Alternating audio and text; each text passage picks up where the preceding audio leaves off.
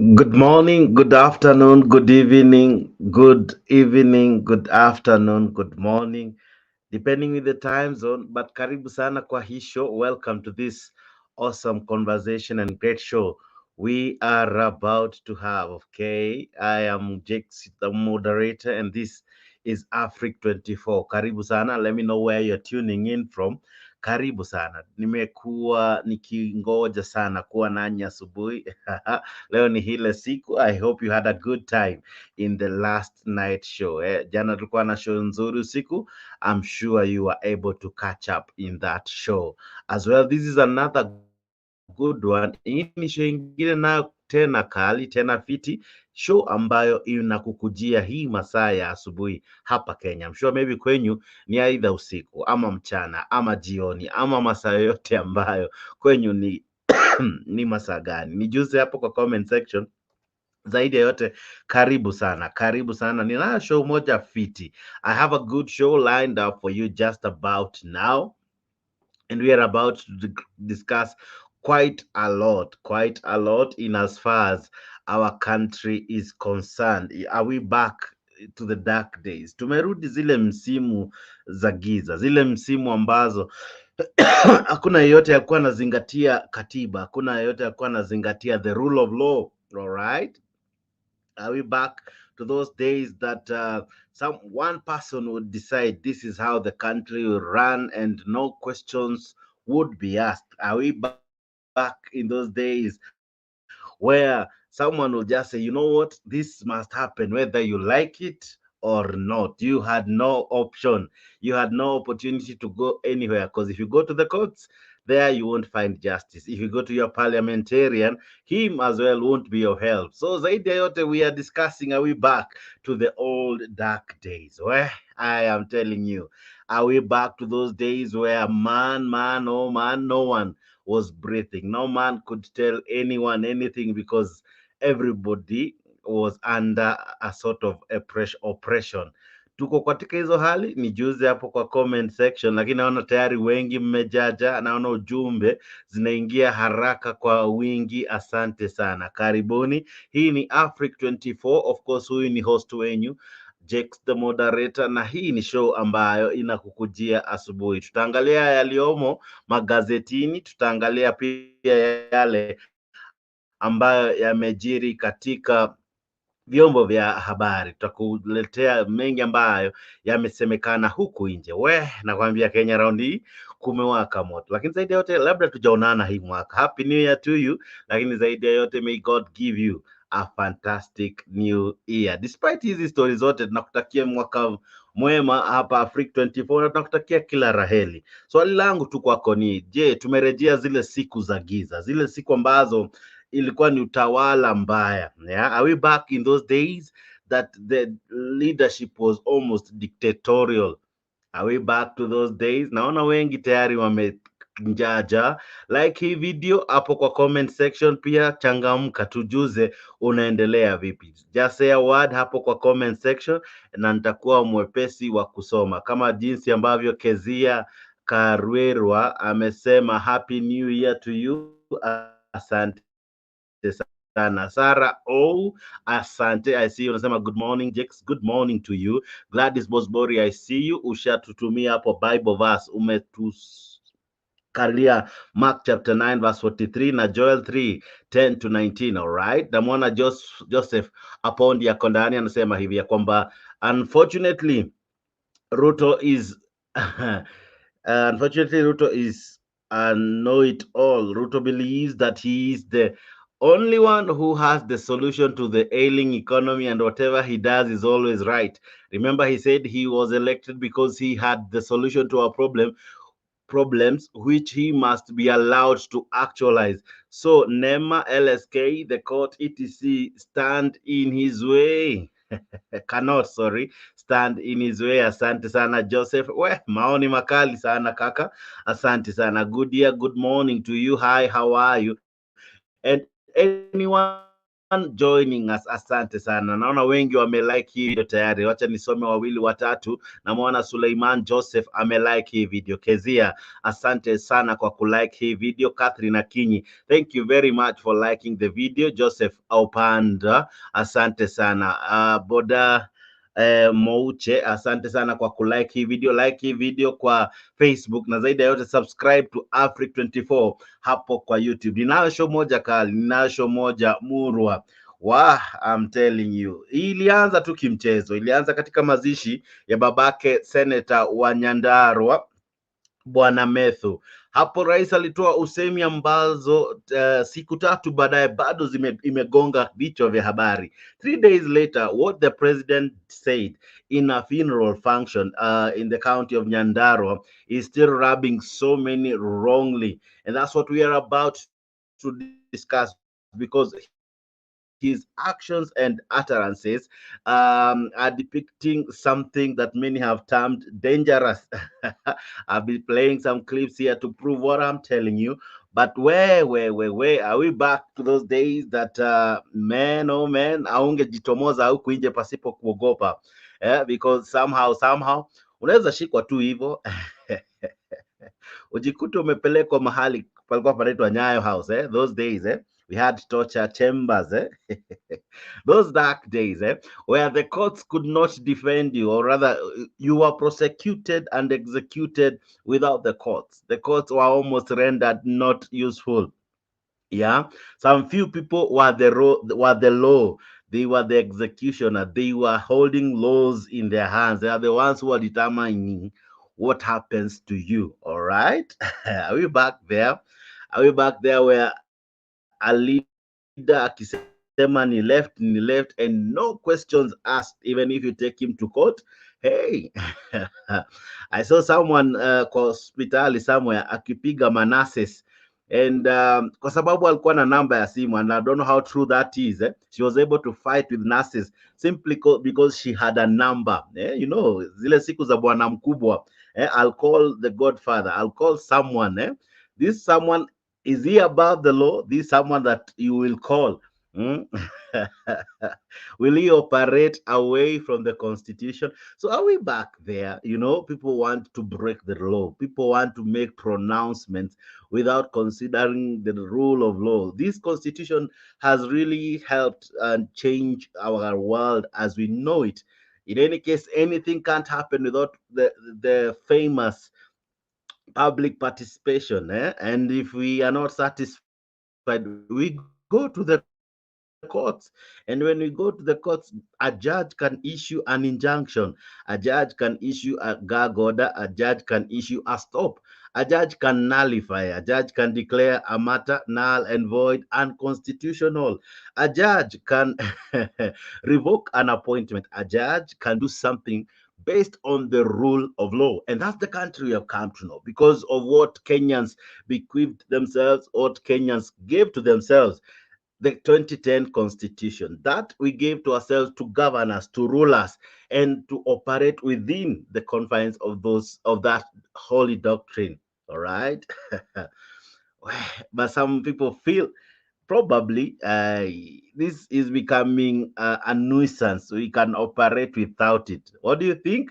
That's what we are about to discuss. But zaidi ya yote ni juze, unantazama ukiwa wapi? Karibu kwa hii show. Wakaribisha wawili watatu kwa kulike, kwa kusubscribe to Afriq 24, and zaidi ya pia changia na comment section. Let me know where you're tuning in from. Naona wengi mnantazama, asante sana, nashukuru sana wadau. Thank you very much. Thank you very much, ladies and gentlemen, and I am so very grateful. Ninasho moja murwa hii, wadau mtapenda, na nawashukuru sana kwa kutufanya wakuu na kutufanya wakupendeka huku nje. Asante sana kwa kutufanya jinsi tulivyo. Ni nyinyi mumetutazama, ni nyinyi mumesubscribe, ni nyinyi mmelike video zetu, ndiposa tumefika mahali tulipo, na mbali tunasonga tukiwa na nyinyi. So fanyeni vipi? Subscribe. All right, subscribe, comment, participate in this show. Are we back in the dark days? Tumerejea siku za giza, siku za giza zimerejea ama vipi? Tell me hapo kwa comment section tell me hapo kwa comment section, lakini zaidi ya yote wacha ni kuanzishie burudani. All right, let me begin the show for you, and I want to begin with what James Orengo said. All right, let's begin there, even as I take you to the newspapers. Now, these are the sentiments of James Orengo. In relation to the judiciary and defying court orders, in my view, was both reckless and dangerous. The Constitution of Kenya lays out clearly, in clear terms, the system of checks and balances. And it's not upon the president to cherry pick which decisions he's going to defy and which ones he's not going to defy. There's a clear procedure for overturning even decisions which are purportedly obtained through fraud or corrupt practices. Or the other alternative is to use the Judicial Service Commission, in which the president has representatives, and he can cause a judge to be taken through a tribunal for a decision to be made on that question of corruption, whether the decisions a judge is making is against the law. And on top of it, he can make a report to the appropriate officers, including the Office of the Director of Public Prosecutions, to the Inspector General of Police, if a judge indeed has been bribed. These are all the tools the president could use, but he cannot say that he is going to defy a judicial decision. So long as that judicial decision is not overturned, is part of the law of the land. And I think of all the statements the president has made, this is the most dangerous, is the most reckless, is undermining the Constitution and the sovereign power of the people, because judicial authority is delegated to the executive, to the courts. And the judiciary does not share the judicial authority with the President of the Republic of Kenya. All right. I'll be playing that and very much more. Karibu nimwite Raila Odinga. Jamaa anaitwa Orengo anasema that statement from the president, I'll be playing you the statement actually, was reckless and very dangerous. In any case, many have termed that this is how dictators begin. They first say the courts are not good, and then eventually they operate, above them. And eventually you cannot take them anywhere. Of course, they operate by saying, a president performing his functions cannot be sued. Well, I'm telling you. So what do you make of what I'm about to discuss? Now, the sentiments that the president echoed, and he equally said we need to have a conversation. But the conversation he started, he began it in a way that rubbed many wrongly. This is how the president said. Itabidi sasa tuwe na mjadala na watu ambao wanapeleka makesi kotini kuzuia maendeleo katika taifa letu la Kenya. Itabidi tuulizane maswali. Ni kweli ama si kweli? Yes, itabidi tuulizane maswali. Haiwezekani ya kwamba Kenya, maendeleo ambayo tumekuwa tukingojea miaka nyingi, mipango ambayo iko katika katiba ya Kenya, mipango imepitishwa katika bunge la Kenya, mipango ambayo wananchi wa Kenya wamepigia kura katika manifesto ya chama wamechagua, ati watu wachache, wawili watatu, wameenda kotini, wakahongana kotini, mpango hiyo ikasimamishwa, barabara ikasimamishwa, universal health coverage inasimamishwa, mambo ya housing inasimamishwa. Lazima tuulizane, lazima tuwe na mjadala. We must ask ourselves, ama namna gani? Yes, lazima tuulizane namna gani. Now kidogo tu niwarudishe nyuma. The president kuna time alisema anapenda wale watu wanampeleka kotini In fact, alisema hapendi wale ambao wanaenda maandamano, wanarusha mawe, wanafanya vituko. Anapenda wale wanaenda kotini. And of course akamwambia Okiya Omtata asiende sana. In any case, ajaribu kupose kiasi and wajaribu kunegotiate.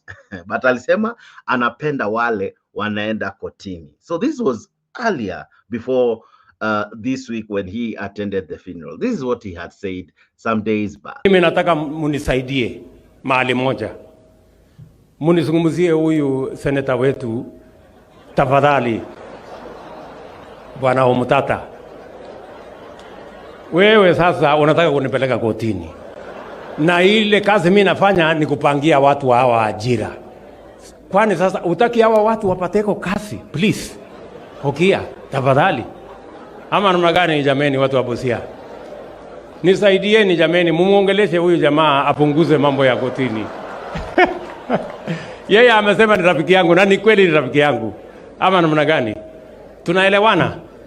Na unajua uzuri ya huyu Okiya, hata akinipeleka kotini si mbaya, kwa sababu yeye hajapanga kuharibu biashara ya mtu, si ndio?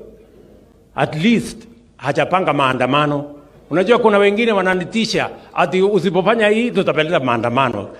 Sasa hawa wengine ndio wabaya zaidi. Eri huyu Okiya. So wale walikuwa wabaya that time, walikuwa wale wenye wanaenda maandamano. So wasema maandamano wamepause. Wale ambao sasa wanamkera kiasi ni wasee ambao wanaenda kotini. And of course huko kotini kumekuwa na success. Maybe maandamano haikuwa na success, lakini kotini kumekuwa na success, several successes. One, there are things that have been termed unconstitutional, null and void, and because of that the president feels, hey, kuna wasee huku nje wameamua kunisabotage.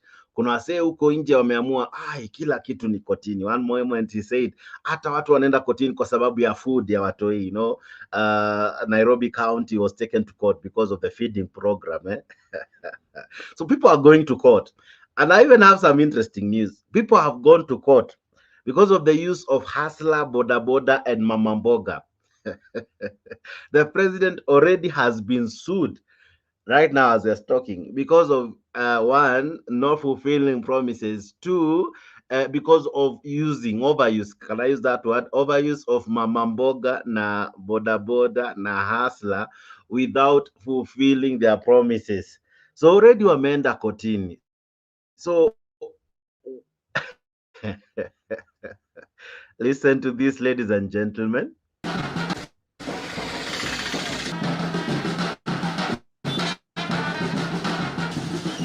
Hawa ni boda boda, hawa ni hustlers, walikuwa wameungana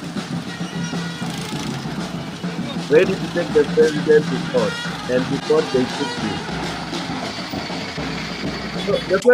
Tumejipata katika njia panda, kwa sababu tulipochagua serikali ambayo iko mamlakani sasa hivi tulikuwa na matumaini makubwa. Tukasema tunatoa mabwenyenye, tukasema tunatoa wale watu ambao walikuwa wanapora nchi, tukasema mambo mengi. Lakini kufikia sasa hivi mambo yameharibika zaidi kuliko vile tulivyo. Sasa tusipoteze muda, kwa sababu mwisho wa siku maisha lazima yaendelee mbele. There is a betrayal wave within the country. Kila mtu ameketi akiongelea masuala ya economy. Na hii ni kwa sababu ya kuwa tunaona hata wale watu wa chini ambao walikuwa ni the target wakati wa campaigns wameachwa nje. Watu wanalia huku nje, sio bodaboda, sio mama mboga, hata vijana. Na ndio maana hata tukiangalia ndani ya nchi yetu ya Kenya tunapata kuwa kuna rise ya youth gang, rise ya insecurity. Ni kwa sababu ya kuwa mpaka vijana wameamua watoke huko nje waende waweze kujitafutia. Sasa whatever we are demanding here today is to make sure that whatever is rightful for the citizens goes to the citizens. This is a cry that we have as the citizens of this country, citizens of this nation, Kenya. We want what is meant for the citizens to go to the citizens. Linda Jamii has sued the Kenya Kwanza administration for using the goodwill of mama mboga and boda boda without permission for political gain. The High Court has been asked to fine Kenya Kwanza a total of 426 billion shillings, which is the worth for the goodwill of Boda Boda and Mama Mboga. Why are we reaching that figure? Boda Boda and Mama Mboga contributes 80%. That whole sector contributes 80% of the GDP. Boda Boda alone contributes 1 billion shillings per year to the economy. If you take annually, that is 365 billion shillings that he contributes in terms of revenue to the Kenyan economy. So tayari ameshtakiwa na mama mboga, wajamaa wa Ndudhi wamempeleka kotini. I'm telling you, raundi wajamaa wanajua haki yao. Sijaanza na magazeti, lakini tayari naona watu wamejaja kwa studio. Karibuni sana wadau. Pia wewe ambao unatujoin kupitia comment section, asante sana. Welcome to this awesome conversation. Good dear, great to have you. I see Kawera akondani and Elisha na kuona. Asante sana. Asante kwa ujumbe wako, nimeupata hapa kwa studio. Namuona Julia Kanyoro ako ndani, asante sana. Thank you very much, Penya Gaka and many joining us. Before hata niwaletee magazeti, wacha tu nisikie sentiments za our panelists in as far as how far I have come and the things I have played before I even bring in today's newspaper. Bwana Penya Gaka, Bwana Simba Nataya, na Mr. G, good morning to you guys. How are you? Salama sana, Jex. All right. Karibu sana kwa show Pen, karibu sana kwa show Simba, na karibu sana kwa show Bwana G. Mr. G, let me begin with you. Are we back to the dark days? Thank you, Mr. Jex. Greetings for me. Naona pia Simba Nataya and Penny. I greet you guys. I think we are back to the dark days. But there's a video that you have shared. Hii video ambayo umeshare mwisho. I think it was ignorance because these people they believed in Ruto's lies. We told them, and even our president, who is Uhuru Kenyatta, told them na kawaambia kuwa watalia wakichagua huyu mtu. So at this time wakisema wanaenda kotini, kwenda kotini, I think it is just ignorance. Kwa sababu every decision that you make there are consequences. Thank you, Mr. So hii ni ignorance, wasiende kotini, ni ignorance ya mama mboga boda boda. Ignorance. That is the need. Sasa wanaenda kufanya nini? Wanaenda kufanya nini? We told them this guy cannot deliver. Tukawaambia mkichagua mtu mtalia. So that is ignorance. Wasiende kotini, watulie wa face consequences. All right, Simba Natea, maoni yako ni yapi? Je, tumerejea the dark days where hata koti hazingetusaidia, mahakama ilikuwa almost imekuwa rendered useless, na parliament pia ilikuwa tu hivyo. Are we back in those days? Simba Natea, Simba unanisikia? Alright, Simba anakaa amehang, lakini zaidi ya yote wadau, wacha niwaelekeze pia kwa magazeti kuliko kuna nini humo ndani. Magazetini pia leo kuna story kibao, kuna story nyingi ambazo ziko kwa magazeti. Sijui nianze na Taifa Leo. I think I should do that even before I play any other clip. Taifa Leo imeangazia swala hilo, tutasema vipi, imeamua kuzingatia hilo swala la William Ruto kuingilia koti. Sorry, Kiswahili saa zingine inakuwa tatanishi.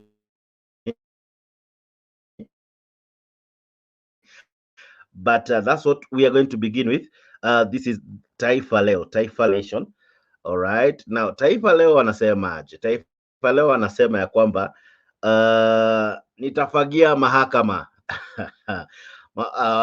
Hapa ni Rais William Ruto akimpongeza wakili Ahmed Nasir kwa sababu alikuwa amemwambia hapo awali ya kwamba kuna wafisadi kule kotini. So kwa hii toleo la Taifa Leo, hapa ni Rais William Ruto akimpongeza, akimpa kongole na kumwambia ya kwamba nakubaliana na wewe ya kuwa kuna wafisadi, na pia kuna anamwambia ninakumbuka ulivyonionya kuhusu hujuma kutoka maafisa wa kotini.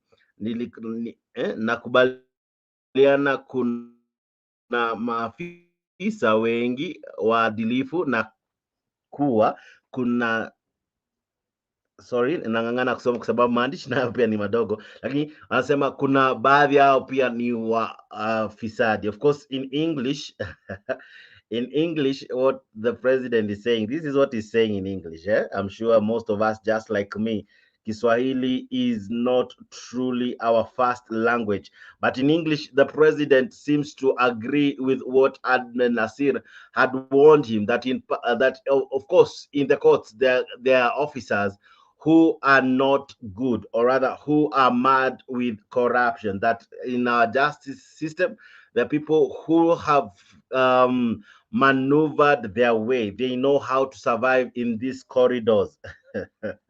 In these corridors, there are people who know how to get their justice. Of course, through ways they have learned how. Probably not that good to clean mahakama, of course, or rather the courts. Of course, you remember, ladies and gentlemen, Tai Nguni aliambia the president, you know what, it's time you clean the swamp. Alisema mahakama ni mahali ambapo pamejaa uchafu na ni wakati ambapo Rais William Ruto anafaa atoe uchafu. Naye William Ruto akasema, mimi nitafagia uchafu, nitatoa uchafu katika mahakama, nitatoa wale ambao ni wafisadi, nitawatoa wale ambao wanahujumu mahakama. All right, but in English, this is what the president is saying, that I agree with Ahmed Nasir. You see, Ahmed Nasir was quick to say that many are the instances that courts have worked against him. Sorry, I'm trying to do something here. That's why I'm pausing. But all right, I think now I'm good now.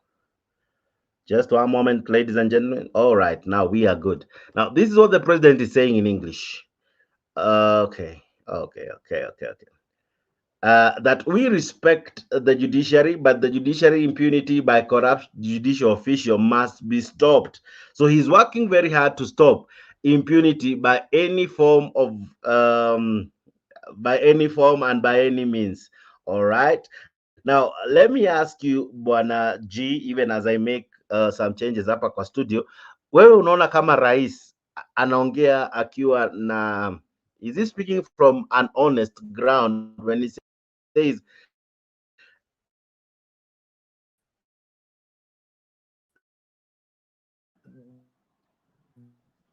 the courts are corrupt, and he on corrupt guys, impunity, and people who are out there to sabotage him? What do you think,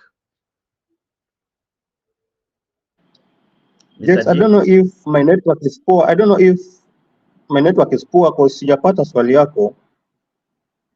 Nakuuliza kama unaona Nasikia tu kama rais ukikata. ako ya, ndio kwa maana nataka kutengeneza studio kidogo. Nakuuliza kama unaona kama rais anasema haki ama sawa anaposema ya kwamba anataka kuchange ama kubadilisha vitu katika mahakama, kwa sababu ana feel huko ndani kuna watu wafisadi ambao wametumika kukwamisha miradi yake, kukwamisha mipango yake ya kiserikali. Unaona kama anasema visawa? Hakuna ukweli wote. Mr. Jakes, this guy has an agenda and he knows what he's doing. First of all, he's trying to intimidate these people. We have to ask ourselves questions. You know, the former government, kuna judges ambao Uhuru alikataa kuwachukua, alikataa kuwapatia kazi because he had reasons why he did not choose them or he did not give them the job. But why did this guy come in the power, hata hajamaliza siku moja, the same judges ambao walikuwa wamekataliwa akawapatia kazi? Sahi he's talking about corruption and yet yeye ni mtu ambaye hakuketi kwa ofisi akajaribu kujua watu gani ambao anachukua kuweka kwa ofisi, because I believe those people ambao wako kwa ofisi pia wamechangia kwa this. As much as I don't respect these judges, no corrupt, they are corrupt, yeah, nakubaliana na hiyo, they are corrupt, but this guy has an agenda. Agenda yake si mzuri kwa Kenya. He knows what he's doing.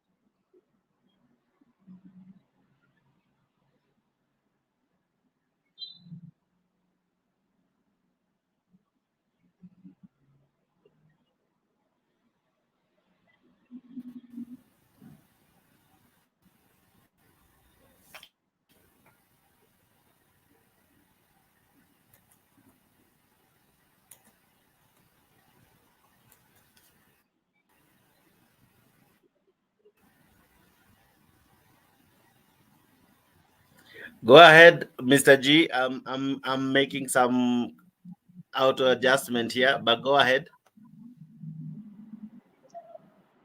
No, I was saying that the guy has an agenda.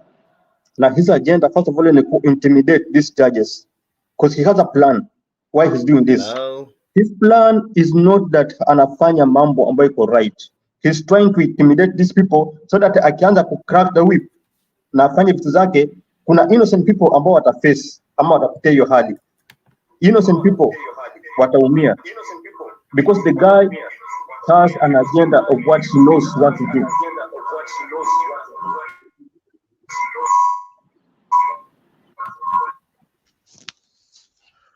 All right, sorry for that. I had to do some 1-2. Sorry, I have to shift.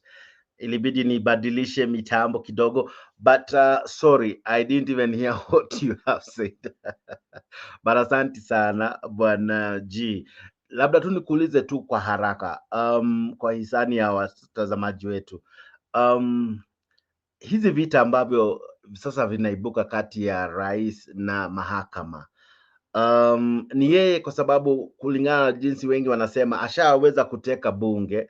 Je, hii ni mbinu sasa ya kuteka mahakama ili aweze kuwa full control both of parliament and the judiciary, and eventually now because he is already the head of executive, he'll be all round, he'll be the leader in everything. What do you make of that, Mr. G? I remember telling you, Jax, that this guy is just a dictator in making. He is a dictator, and he's trying to intimidate this group of judges, even though they are not. What I know ni kuwa hawako sawa, they are corrupt. Yeah, but he's trying to intimidate them so that akianza kufanya kazi yake ambayo anajua anataka kufanya, watakuwa na uoga. You see? Yeah, his agenda ni ku-inflate fear into these guys so that wasiweze kumzuia kwa ile kazi ambayo anaenda kufanya, because he knows what he's going to do. Yeah. All right. Melchizedek, asante sana na kuona, na Simba natea pia na kuona. Wacha nikuulize Melchizedek, wewe unaona kama tumerejea katika zile siku mbaya za utawala in as far as what the president said and what he's requesting from the courts? Yeah, habari zenu, habari ya asubuhi kila mtu. Salama sana. I hope mwaka mpya mumevuka vizuri. Okay.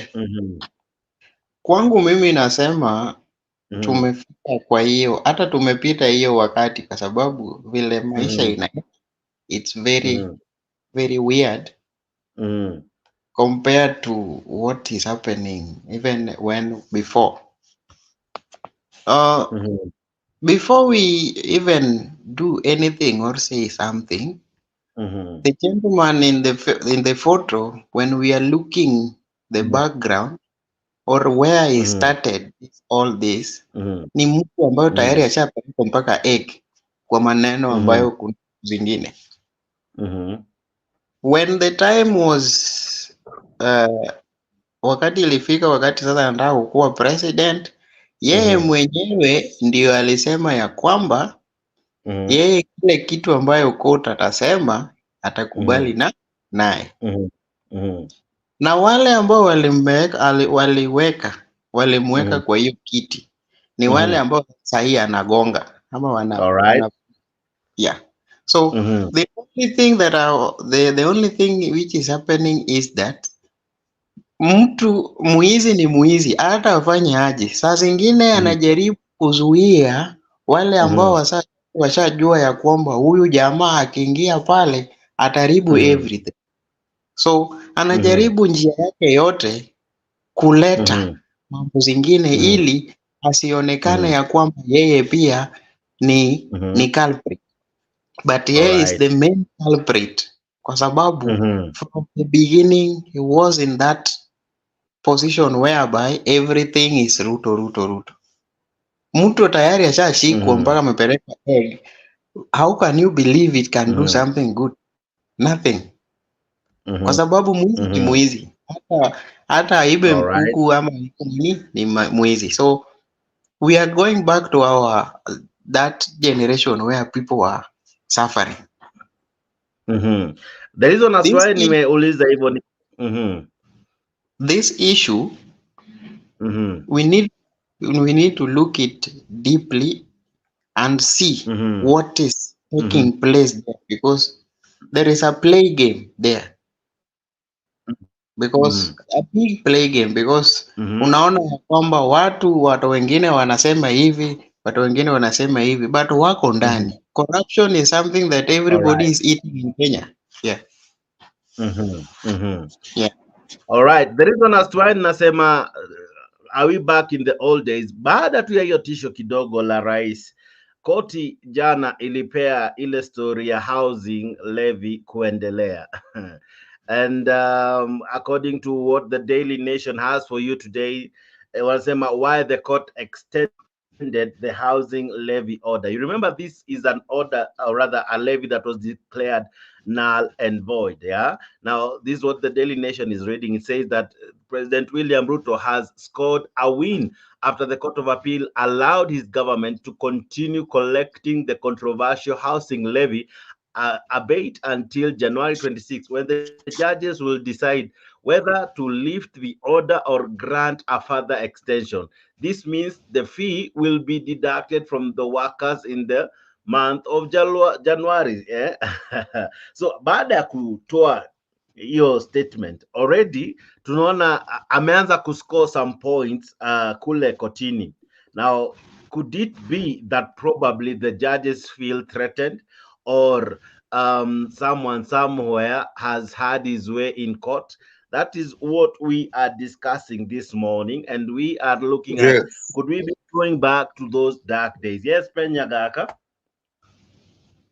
Yes, I'm very, very glad that you give me a minute, and I hope Julie is there to listen to what happened. Many are watching as well.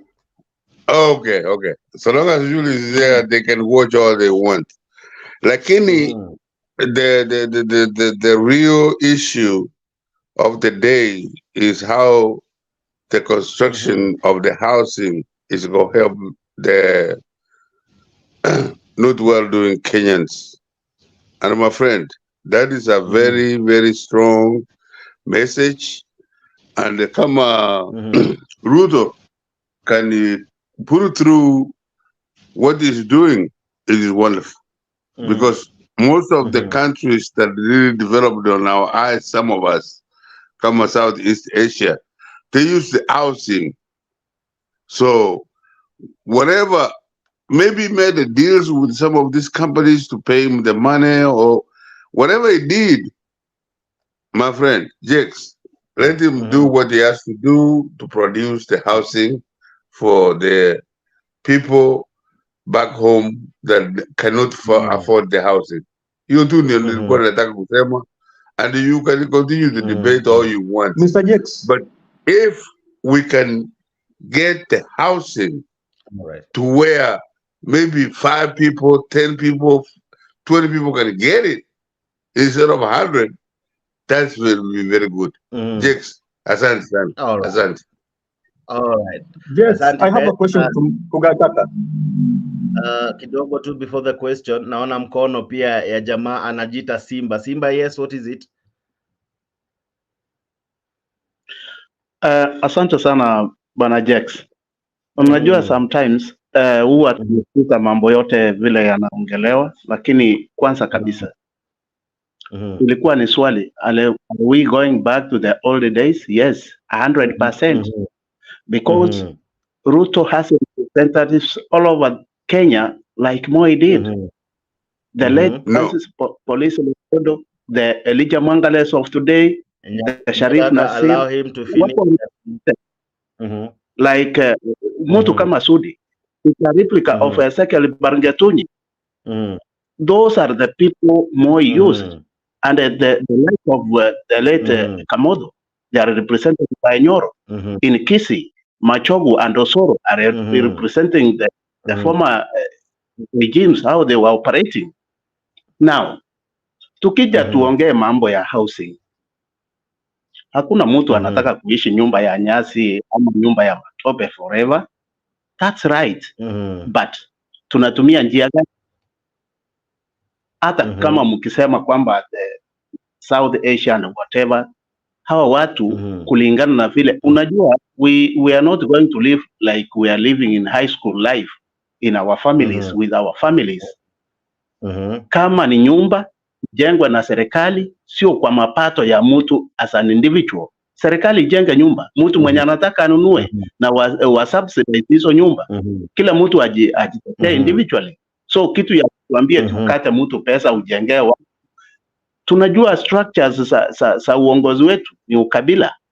Hizo nyumba zitapeanwa kwa njia ipi?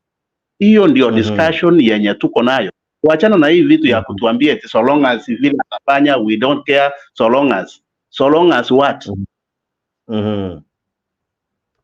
All right, interesting. Anaitwa Simba Natea.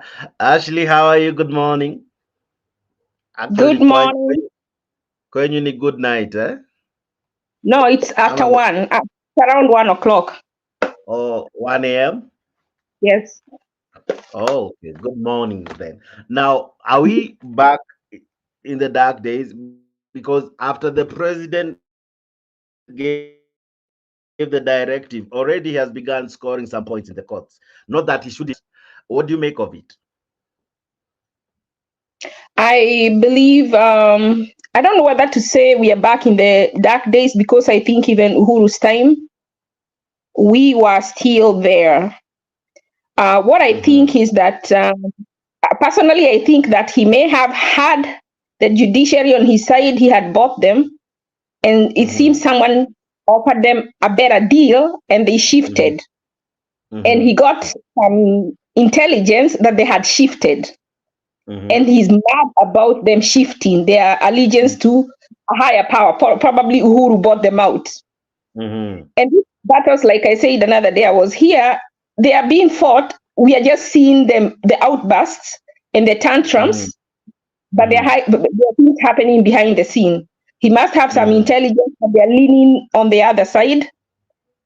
And previously, the reason he was telling Omtata to go is because he thought, even though he goes to court, he's going to end up nowhere. But now, some intelligence may have come to him that the court has shifted, and Omtata might end up actually winning. So that could make him jumpy, and the way we saw him is because of some information we don't know, but he's coming out there because when people lose, they say, I don't accept what the court has said, but I'm going to respect the court.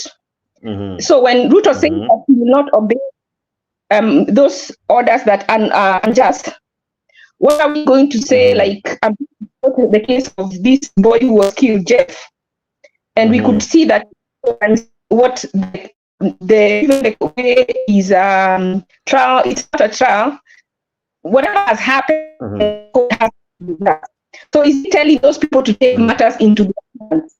What message is he communicating to us?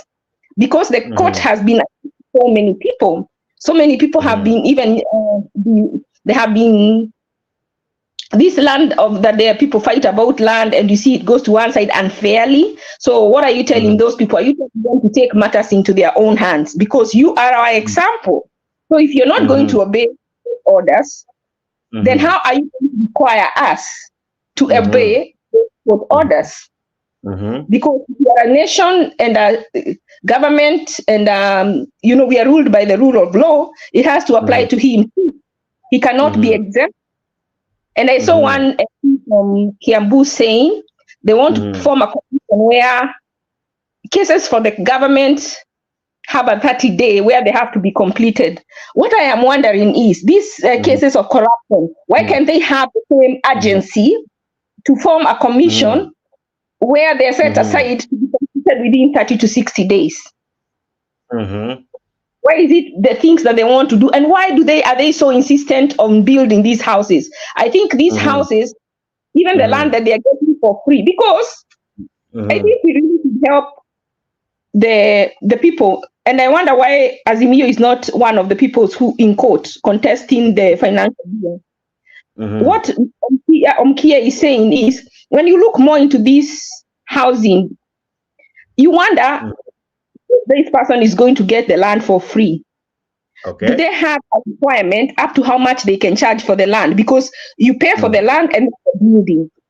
When they get the land for free, does this house has a maximum up to what can be charged? And are they going to give, whoever the investors are, is there some money they're going to give back to the government for the land once they sell it? Or are the houses going to be very cheap? Now, if we are selling houses to workers, assuming today I'm a worker who is also paying the housing levy, but I also have a mortgage, how fair is it for you to expense me that I'm paying a mortgage and I'm also paying a housing levy? That means I will not take advantage of, and most workers have mortgages. And most workers may work in the city, but they want to retire in the country. They don't want to have a permanent structure in the city. So are you going to also build in their villages, or are you going to build them where they work? You see, this is something that should be already out so that we can know if these governments are taking out loans and saying that it's for certain development and they're using that money to pay salaries. How sure are we that the money they have collected from the people will actually go to building houses? And we all go, or they would say, oh, we had to pay. Like even these opposition people, when they agree for these opposition offices, they agree to add opposition office, and it comes with the staff. 2 deputies will come with staff, and then shadow cabinet, and then the prime minister and the 50 CSs, and they also wanted the 1/3 gender rule. Where is this money going to come from paying these people? It might come, and that is why I think that the leadership of Azimio is quiet. They are saying they are fighting out there about the finance bill, but when it comes to going to court, they have not, because they know this money for the housing levy is where their salaries will come from. That's what I think. All right, I'll be coming to you just now. Angela, vipi habari ya leo? Habari ya asubuhi, natumai uko mzima? Niko Umemute tena. Habari ya saa hizi lakini? Niko mzima, labda nyinyi wapo? Tuko salama. Wewe unaona kama tumerejea zile siku za utawala mbaya? Mi naona tulijitupa kwa shimo. Juu hii maisha ya Ruto sasa imekuwa worse than Moi's era.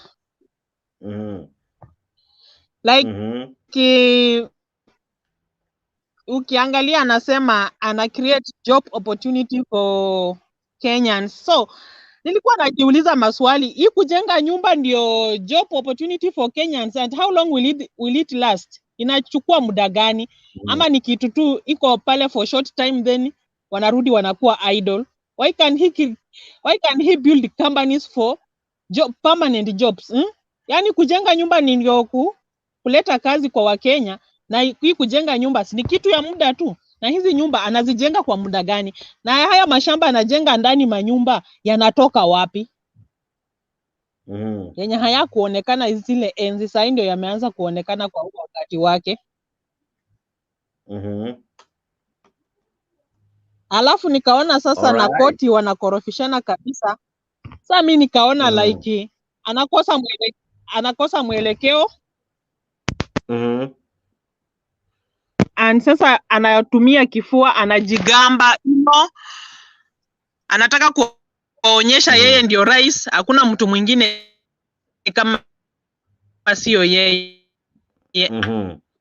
And how will you do such a then you expect 2027 you will be on a ballot paper unatarajia kupigiwa tena kura. Why can he just reason out and ask himself,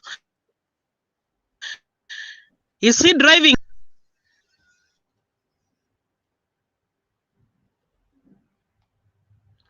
Alright, nikana kwamba niko na shida kidogo Mshiki na Angela, nitajaribu kuona vile nitasaidiana na yeye, lakini zaidi ya yote bwana Generali, maoni yako ni yapi? Tumerejea zile siku mbaya?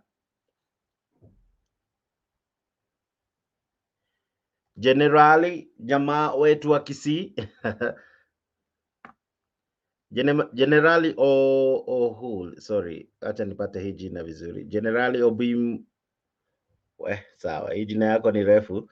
Generali Obongi, maoni yako ni yapi kaka?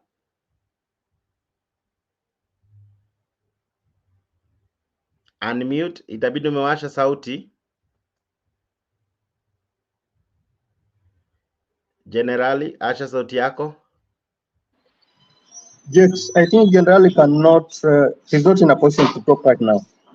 Oh, all right, sorry. Just read on your private chat. Oh, sorry, niko kwa mashini kadhaa, lakini let's come back to the newspaper. Rais anasema atafagia mahakama. Anasema ya kwamba of course hii ni kufuatana na agizo lake ama ushauri aliopewa na Aben Nasir. Aben Nasir alimwambia huko kotini kumejaa, of course I'll be playing his sentiments audibly, but alimuadvise akamwambia kwa koti kumejaa uchafu. All right, or rather kumejaa wafisadi. Sasa akamwambia rais, kama utatoboa itabidi umedeal na mahakama. This is what I'm reflecting in Swahili. This is what it says in English, that the president says that Ahmed Nasir Senior Counsel, you warned me, and you warned me of sabotage by corrupt judicial officers. I told you there are many good officers in judiciary and that we will root out the corrupt. We shall, Senior Counsel Moite, we shall, sorry, we shall, okay.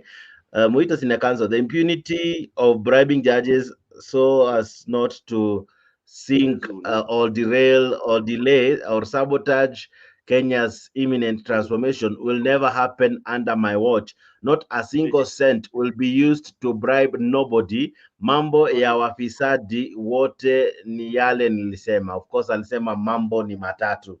General, nakusikia sasa. Sijui kama uko sawa sasa kuongea. All right. I think uko na challenge kidogo. Let me come back to you, Mr. G. Mr. G, was this advice from Aben Nasir wise? Was it true?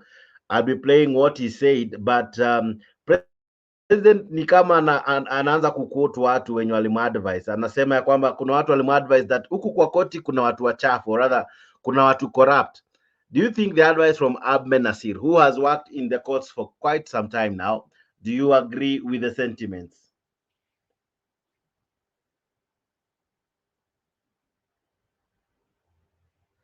Mr. G? All right.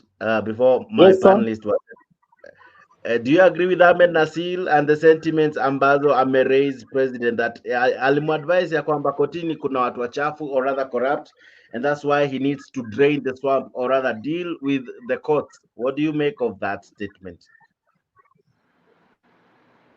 Okay, Nasir, okay, on my side pia Nasir, I don't believe in Nasir so much, because this is a guy ambaye amekuwa pia akidefend impunity for a very long time. Na mtu ambaye alikuwa he was on the side of government kuanzia kwa Uhuru wa Kibaki, yule mtu amekuwa support impunity. So I always don't take him any serious on everything that he does.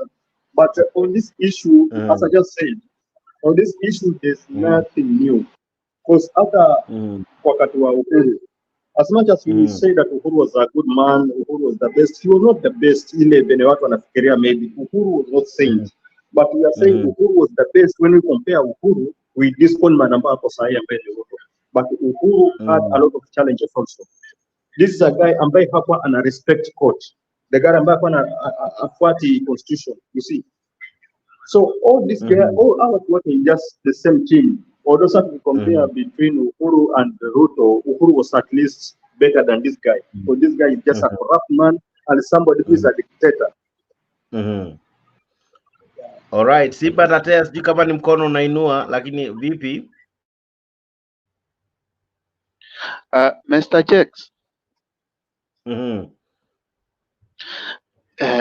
This huyu jamaa huwa anajiita nani?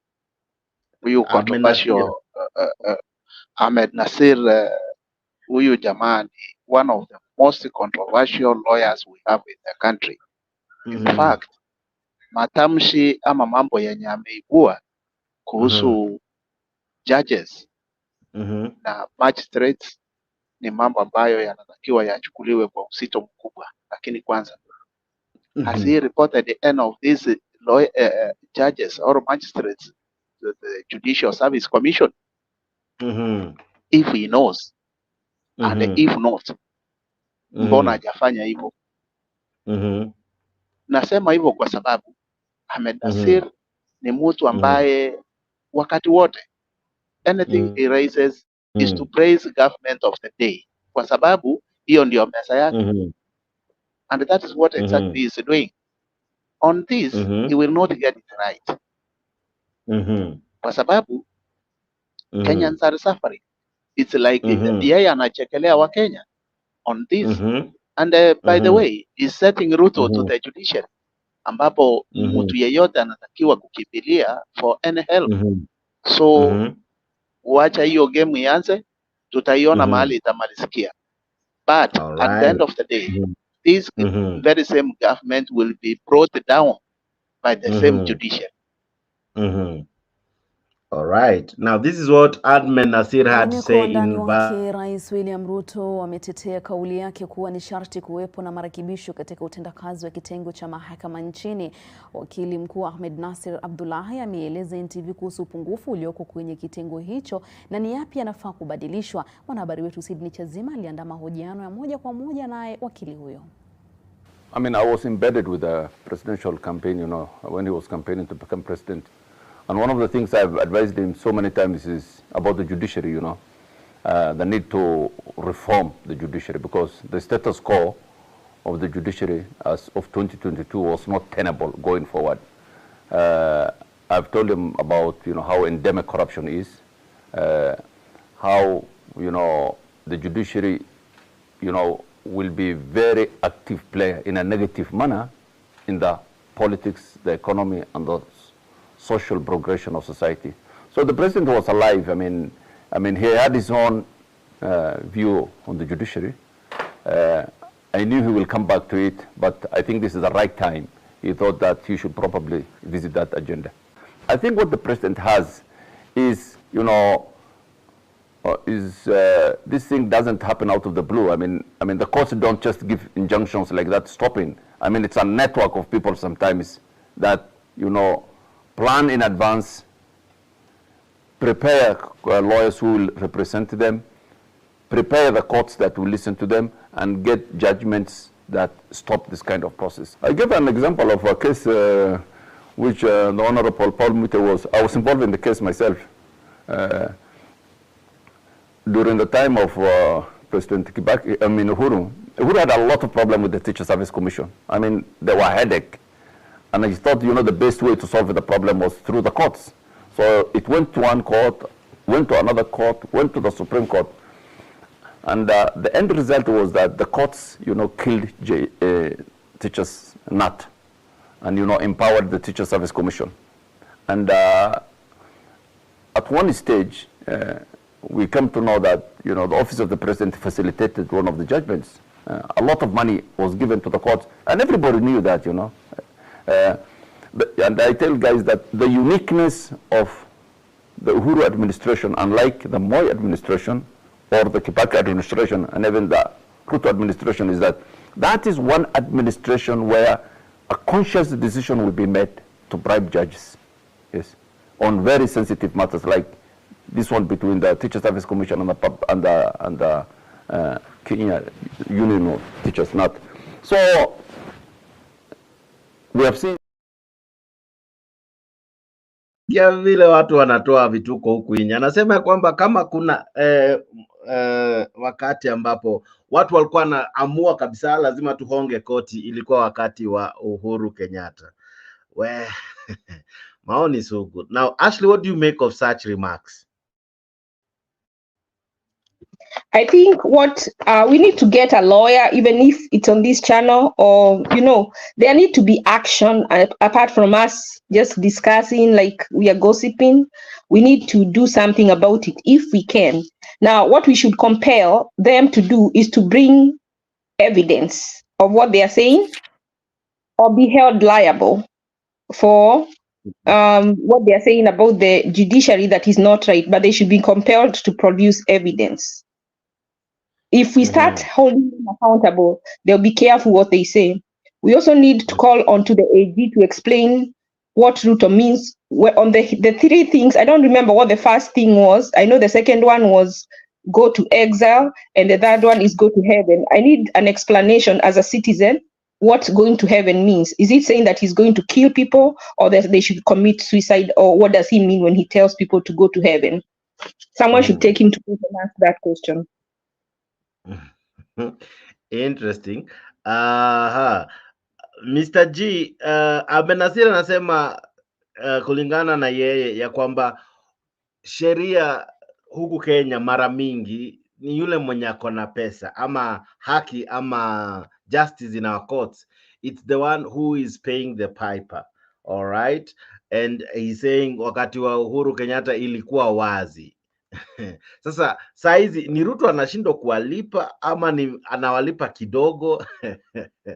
What do you make of it? Mr. Jex, is not about payment. Because Ruto is shindwa kulipa watu.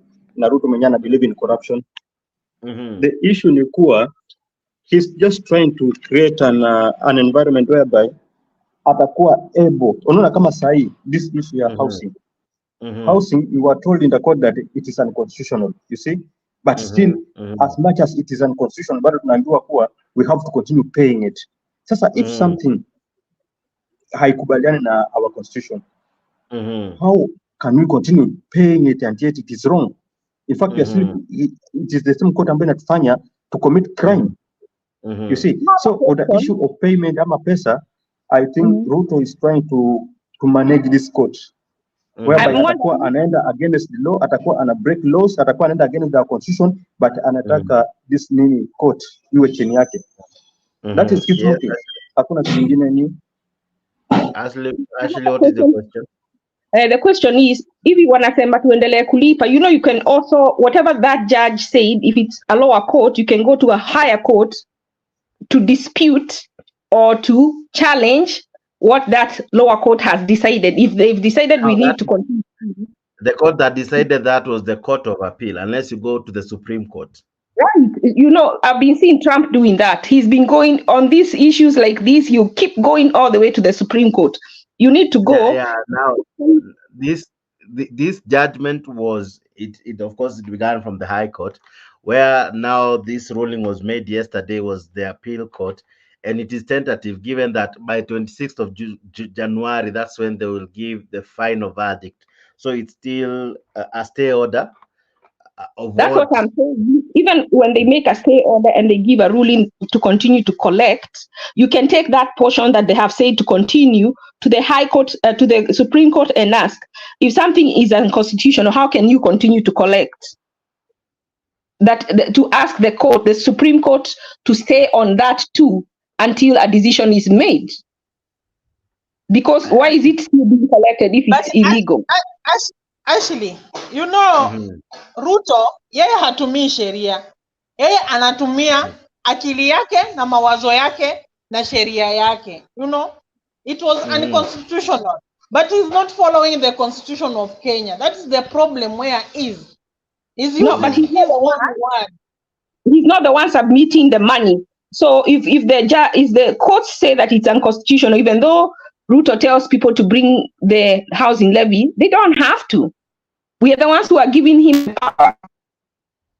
Those people who are meeting, who are taking the money from their employees, are the ones who giving the power, because if the court is in the constitution, what should Ruto say? Don't stop collecting. What he has to do that is not within the confines of his authority. All right. Simba Natea, wewe unaona kama Ruto ana operate akitumia sheria yake, so hata koti kiamua vile itaamua yeye hata ajali. Hivyo ndio Angela anasema hapa.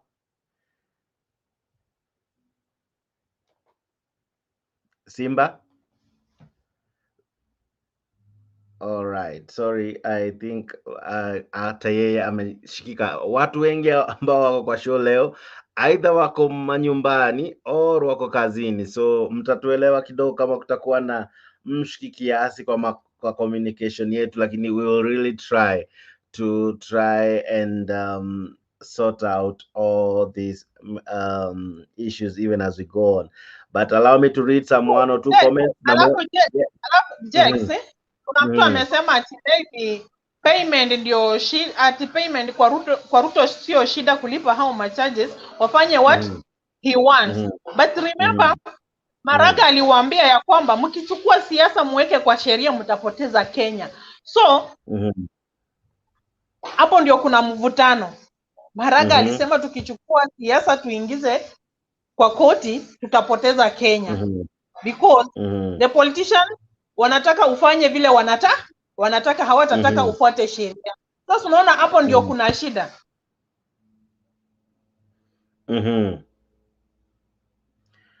All right. I hope mnanisikiza vizuri and sauti yangu inawafikia vizuri. Namuona Black ako ndani. Asante sana bwana Black, good to see you. Jamaa umepotea sana, karibu sana kwa show. Good, unasema aje kwamba Kenya have always been in the dark days. It's not the first or the last. We just have to calm down and let Ruto finish his term. Then we can judge. Uhuru was given chances after chances. Now let me bring in Ashley on this one. Uhuru was synonymous in breaking the law, or rather defying court orders. Si mara moja alipewa so many court orders, including time ya Miguna, and he defied all of them. They were countless, and many others, including the CISs, including one time he was even given an advisory to avunje parliament because of lack of 2/3 gender rule and all. Is it that William Ruto is unable to or try to play smart, but that is the direction is headed of equally breaking the law? Wow, that's a really hard one. You know, Uhuru, I don't even know what to say, but I think people are tired. And when Ruto lied to people, I think when you lie to people the way he did, and talking about dynasty against Hustler, and they believed him, and then they come, he doesn't even stay, he's not even pretending from day one. Once he put the Bible down, he changed. He became a distributor. I think that's shock. And because, you know, Uhuru, he had people on his side up to a point. But Ruto doesn't even seem to care about the very people who chose him. He keeps saying, I was elected and I am going to do what I have already planned. But he didn't elect himself. He's forgetting to take his supporters with him. If he explained, if UDA was arguing against Azimio, that would be something else. But it's like UDA and Azimio are teamed up against him, and he seems not to care. He wants to do what he wants to do, regardless of what anyone says, whether they voted for him or they didn't vote for him. Even those judges that put him in place, now he's calling them thugs. So I don't know whether it is the spirit of confusion that like the one that entered Saul. I don't know what is going on, but he doesn't seem to be wise at all. At all. He seems to feel invisible. It's like the leadership have got inside him to where he doesn't feel like he needs anybody. He's going even the people in his government, they're just keeping quiet. Because I've had even in ministers, he's going to their positions to appoint people in their departments. So you see, they're just keeping quiet. Today, Alice Wahome, you see, like they wanted, I think, to steal some land in Kiambu. And those titles, the title they are wanting to use is an old title. So who is this so powerful that even the police or the scene to come and to steal that land and tell those people that they have fake titles? So you see, there are some people even in his own government that are turning against him because he has changed. You know, he has not known to keep some people on his side, apart from his tribe. And I think that's the big problem. He does not know how to act with tact. And then they are so proud from the very beginning. I think had they gone down and worked with wisdom and tried to say, now let us work together because we won almost half, we are going to include the other side, the country would have been peaceful. But he has acted very unwisely. He has worked like Jeroboam. Is he called Jeroboam? The son of Solomon, who took over after Solomon died. He is listening to the Dinyoro, young men who are very proud, who are very arrogant, who are very greedy, and he's not even listening to divergent views. Yet during the BBI, he was asking them to listen to him. It's not like he doesn't know, but something has got into him that he's out of character. What? I don't know.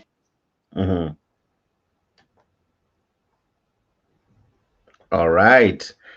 But then again, Bwana G, Uhuru Kenyatta alikuwa notorious in assuming, in fact, one of the advice Senator wa Kiambu alimpea, Uhuru alivunja all those laws and he was taken nowhere.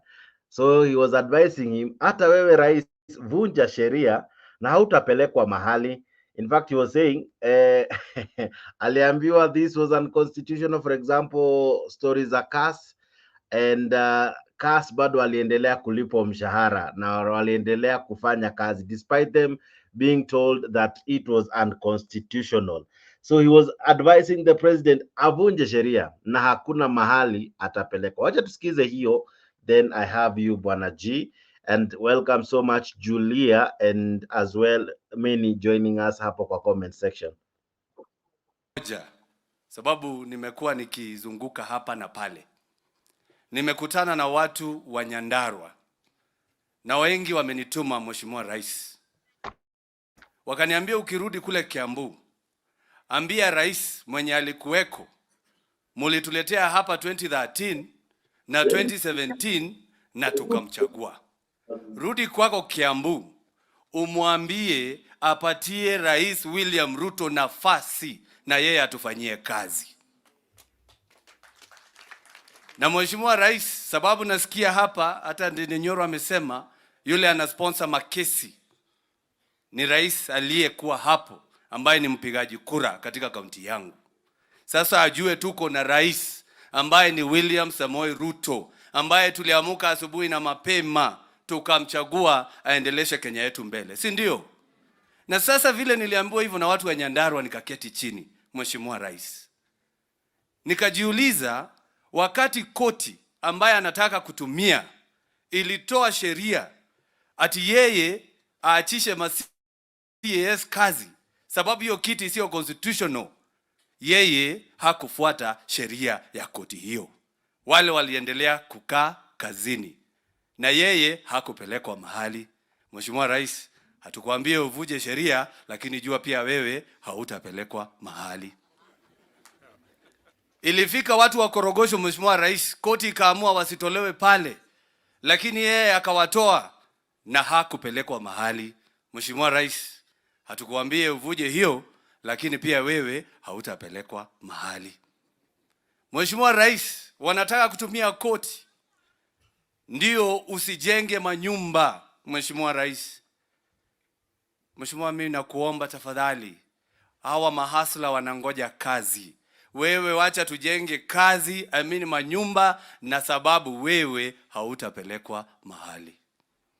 Ya mwisho kabisa, hii barabara ya Ihithe na Donyonjeru, tumekuja hapa na Senator Medhu, sababu mimi ndio mwenyekiti wa barabara.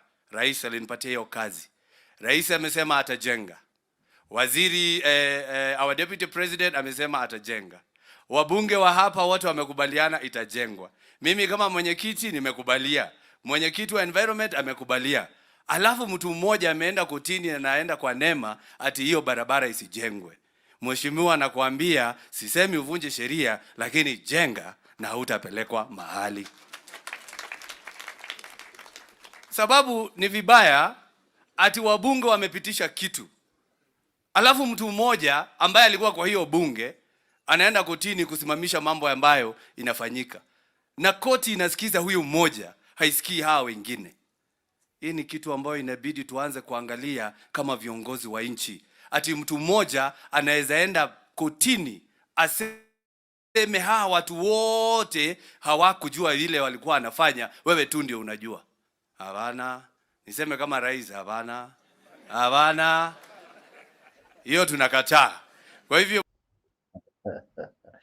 hiyo wadau wanakataa. Asante sana, naona Daumi amejaja na Julia. Julia, uliingia wa kwanza. Julia, maoni yako ni yapi? Ruto, sorry, this question was to Mr. G. Sawa, nimeanza kuwa mzee. So acha nianze na Mr. G, alafu Julia, alafu Domi, alafu give Julia and then I'll come in later. Fantastic. Thank you so much Mr. G. Unajua sikutaka useme nimekunyang'anya ikiwa kwa mdomo. Julia, maoni yako ni yapi? Hii advice anaambiwa avunje sheria kwa sababu waliomtangulia walivunja. Hiyo ni advice ya aina gani? Wow. Good to see you, Jake. Santi, wow, I have just watched with dismay. I mean, two wrongs cannot make a right. Kama mwenzako alikosea, taanza kusema kwamba alifanya makosa na mimi nifanye makosa, sitapelekwa mahali.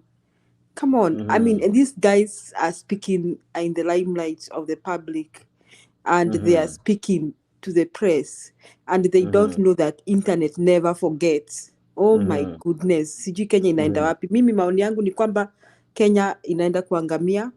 I don't justify what Uhuru did, but the truth is, I really never monitored what he did. Even people here cannot really tell you all the things that Uhuru defied. Why? Because a lot of them did not affect us directly. A lot of them. I mean, and even if he had the CAS, hatukuwa tunang'ang'ana tukufikiria kwamba wanalipwa pesa ngapi kwa sababu our children were going to school. I mean, just 1 year ago, we were paying 16,000 for university fee. We were getting treatment for NHIF. I personally have had relatives use NHIF even to in expensive hospitals. So, I mean, we didn't feel that judiciary thing. And so whatever Uhuru defied, he did a wrong thing. But now the things that Ruto is doing, we can feel it. For example, those who are civil service and those who are employed in the formal employment, wanalipishwa hiyo house levy. Sasa unaona au jamaa sijua, yani I just look at that guy. Huyu jamaa ni MP wa wapi? This idiot talking like that. Utapelekwa mahali. Huyo ni senator wa Kiambu. Oh my goodness. I just wonder, no wonder people call our leaders from Mount Kenya to geges. I don't blame them. Kweli tuli wa Mount Kenya walichagua Tugeges, and they are crooks. Tugeges and crooks. So that's sad. But now looking at the judiciary, the issue of the judiciary, I want to repeat this. I said this during the day. Earlier when Njiru alikuwa, si Njiru, nani alikuwa hapo, Lia alikuwa hapa, kwamba judiciary pia is to blame. Now, someone was asking here kwamba Uhuru used to give money to the judiciary. I don't know how true that is. Neither can I say he did not do that. So, sitamtetea. So, someone was asking, kwani Ruto hawapatii pesa? Unajua nini? Hakuna pesa, Jake. Jake, unajua hakuna pesa saa hii ya kurusha ovyo ovyo. Ruto gave all the money during elections and before elections to win. Na akapatia kina Kome pesa ndio ashinde. Ndio wa throw out the case. So what has happened, vile ameingia kama president, you know, out there he was thinking Uhuru had a lot of money at his disposal. And he was thinking that Uhuru was running things juu serikali ilikuwa na pesa. And probably Uhuru was really struggling to make things meet, and maybe after Uhuru became retired, pengine Uhuru alisema good riddance, hii nchi imenichosha. Ushaona mtu mwenye ameoa bibi na ajitarisha bibi nini, huyo ni Ruto. Ruto sasa amejipata kwa hiyo seat na hakuna pesa haitoshi. He's trying to add 1 + 1, it's not adding. And then Commerce waliahidwa nini pesa, and the budget increased. So the budget was increased while the money is not coming. So the judiciary are mad, like hakuna pesa, and I won't be surprised hata mshahara yao hailipi in time, ni vile hawataki kuongea. All right. So that is why there is a conflict. So Kenyans, it is not that the judiciary is on your side. These are birds of the same feathers, and they are fish from the same pot. It's just that saizi hakuna pesa ya ku wakiwachotea. Mambo ni mabaya, Jake. Asanti. Well, the math is not mathing. Domi, maoni yako ni yapi? Wewe unaona vipi? Watu wavunje sheria kwa sababu waliotangulia walivunja sheria? Okay, hamjamboni. Hatujambo. Okay, unajua sasa hapo, let's take it on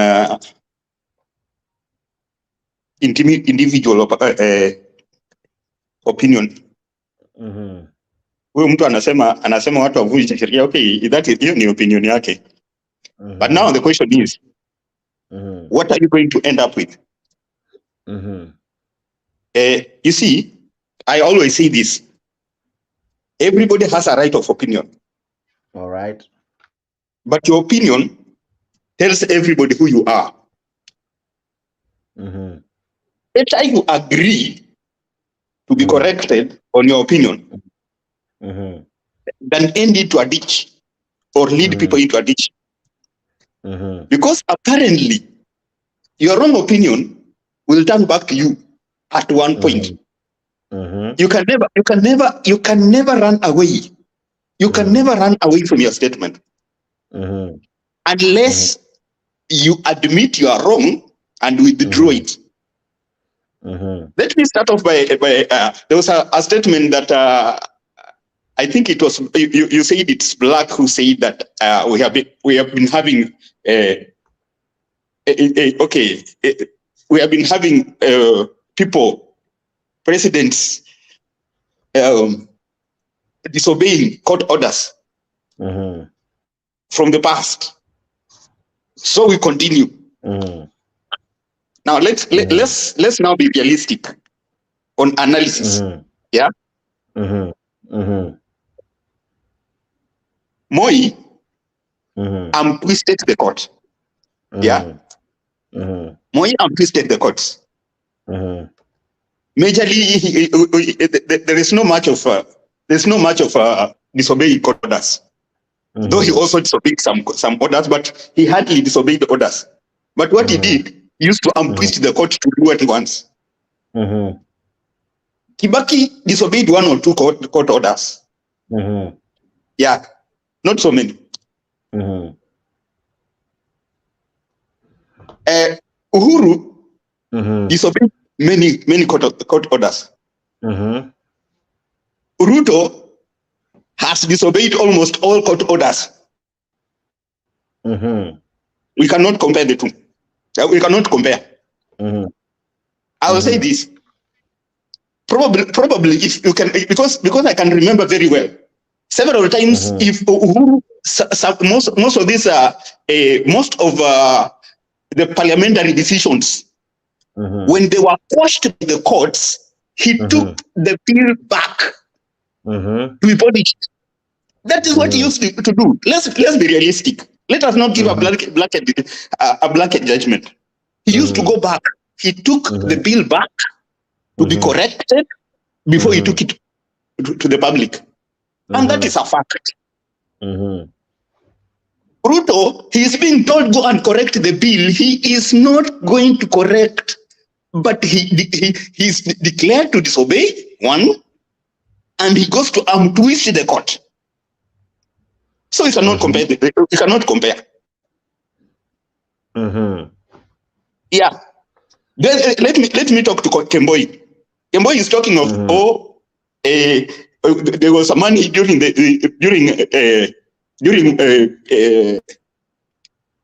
Uhuru's time. Why didn't he not pay all the debts? Uhuru used to pay his debts. Yeah, he paid his debts during within its time. Yeah, and that is a fact. Ruto should pay the debts. It is a fact. And Uhuru did not keep complaining. Yeah.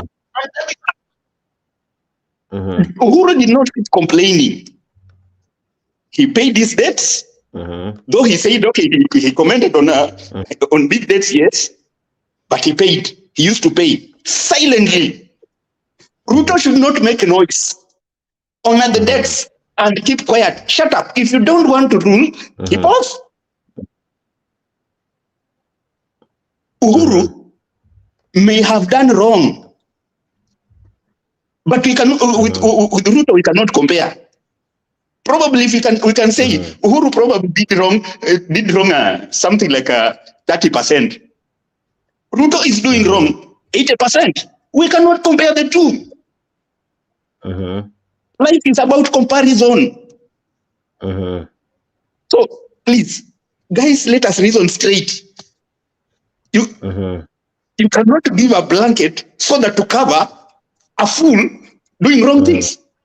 Yeah, you cannot compare. You cannot give a blanket judgment so that to cover up a fool who is doing disaster to the country. Yeah, because what? Okay, let's say what Nani was doing.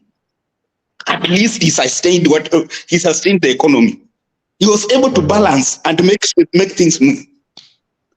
Ruto anaendesha ndege ikiwa haina mafuta. Yeah?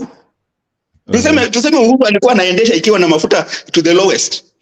But Ruto is anaendesha ndege yenye haina mafuta. And you are here and somebody can dare turn around and compare him to any other. Guys, look here. If the court cannot be obeyed, then we as citizens may as well decide to disobey it. Yeah? He's one. He may be having the forces, yes, but remember he's one. We are 50 million. If we decide to disobey the court, will he sit there? Yeah, will he sit there? The problem with the current president, hataki kutumia akili. I'm sorry to say that, but that's a fact. Why can't you generate something so that you can steal? You want to steal mpaka na ng'ombe pia? Tafadhali. Can you just see? The problem is that. And please, wale wenye wanaongea huko nyuma, tafadhali, before you speak, think. Think critically before you speak before people. Yes, it's your opinion, but inakuleta wapi? How is it bringing you to look like? Now, this another question I want to pose to Kenyans. Wakati wanajenga hizo nyumba zenye wanaimba singing, building the houses. How many houses can be built in a year? How many? Watajenga gapi? And how many Kenyans are there to occupy those houses?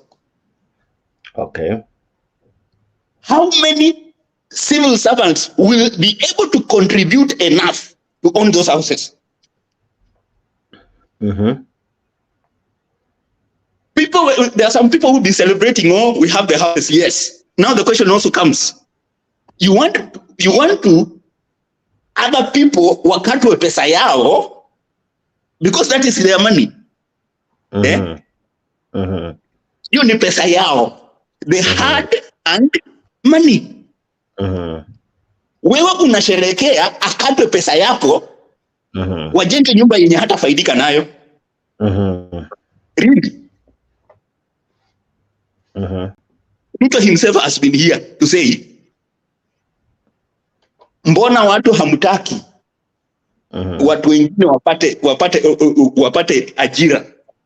You just away you have made the industrialists to leave. You are threatening some. Threaten this guy mwenye the sugar industrialist. Until I understand he was supposed to be moving out of the country. That was employment. He was generating, that is employment. Umefukuza huyo, alafu nataka kutuambia mambo ya nyumba. Nyumba ita-employ watu wangapi at one time? How many? Even if you are building an estate, it's not going to employ more than 3,000 people at a go. And how long is it going to take? If you are going to build an estate for how long? Probably by the end of 1 year itakuwa imeisha. Alafu baada ya kumaliza, okay, you are building it in Nairobi. What about somebody who is in Kakamega? What about yule mwenye ako Ushago? Naye, the money that they are collecting will not be enough to build all houses at a go in the whole nation. So that is not employment that you are thinking of sustain. That's not a sustainable employment. Guys, those people who are supporters of Ruto, can you open your eyes and see? Can you just open your eyes and see? That is not sustainable thing.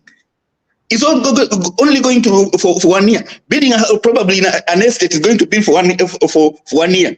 After that, 3,000 people, no employment anymore. After building the houses, okay, there are people who have occupied. They have finished building the houses. After that, okay, you are forgetting that the taxes that are deducted on people is what is going to build the houses. Now, you need another employment so that tax can be found. Tunatakikana tuwe na ng'ombe, ndio tunatakikana tuwe na nini, we must have grass so that a zebra can eat grass and a lion gets his food. If there will be no grass, there will be no food for the zebra. Zebras die, the lion will also die. We need people. We need a production, other part of production, so that people can get, so that the government can get money from there, and from there so that the people can get employment there. That employment you are cut with hiyo 1.5% ndio ikuja ijenge hizo nyumba. People reason outside the box. Kenyans, open your eyes. You are being deceived, and you accept to be deceived by one person, just one person. Anaweka box in you wote. Come on. All right. Okay, I stop there. Anaitwa Domi. I want to add something on what you have said about it not being sustainable. Supposing people who lives in the village and they live in, the way people build in their homestead, but maybe they don't have a very good house. So they are being taken out tax. So they decide they want a house. So when they come to build in that village, because the counties are giving, they say the counties will be giving out land. So are you going to go and buy a house in a communal place and leave your homestead? It is not practical in the villages for you to leave your homestead to go and buy a house in the city or in the little town. So now you'll be going back home to look at your animals, take care of your animals, take care of your old parents. It's not going to be practical. So what might happen is this teacher is going to buy that house and use it for investment. Have they put something down where to say, are this house going to be owner occupied, or are they going to also allow them to be investment opportunities? And if there are going to be investment opportunities, then it defeats the purpose of saying that you're creating housing to help those people without houses. So I don't think this thing has been thought through. And if the judge passes, there will have done a disservice to Kenyans, because we need to see the plan. We need to see the plan on paper so we can read. Like they have something called HUD in the US, and it's it's explained very well how you can get those houses, and their government housing. But there is, how the procedure of getting them, who qualifies, and what are the circumstances, whether you can get an owner occupied or it has to be an investment. Those are things that have not been discussed in this housing levy. And then if they have more people wanting houses than there are houses, how are they going to decide who gets the house and who does not? Being that every one of those people who have contributed feel that they are owed a house. Yeah. All right. Bonaleo, good morning. Good to see you.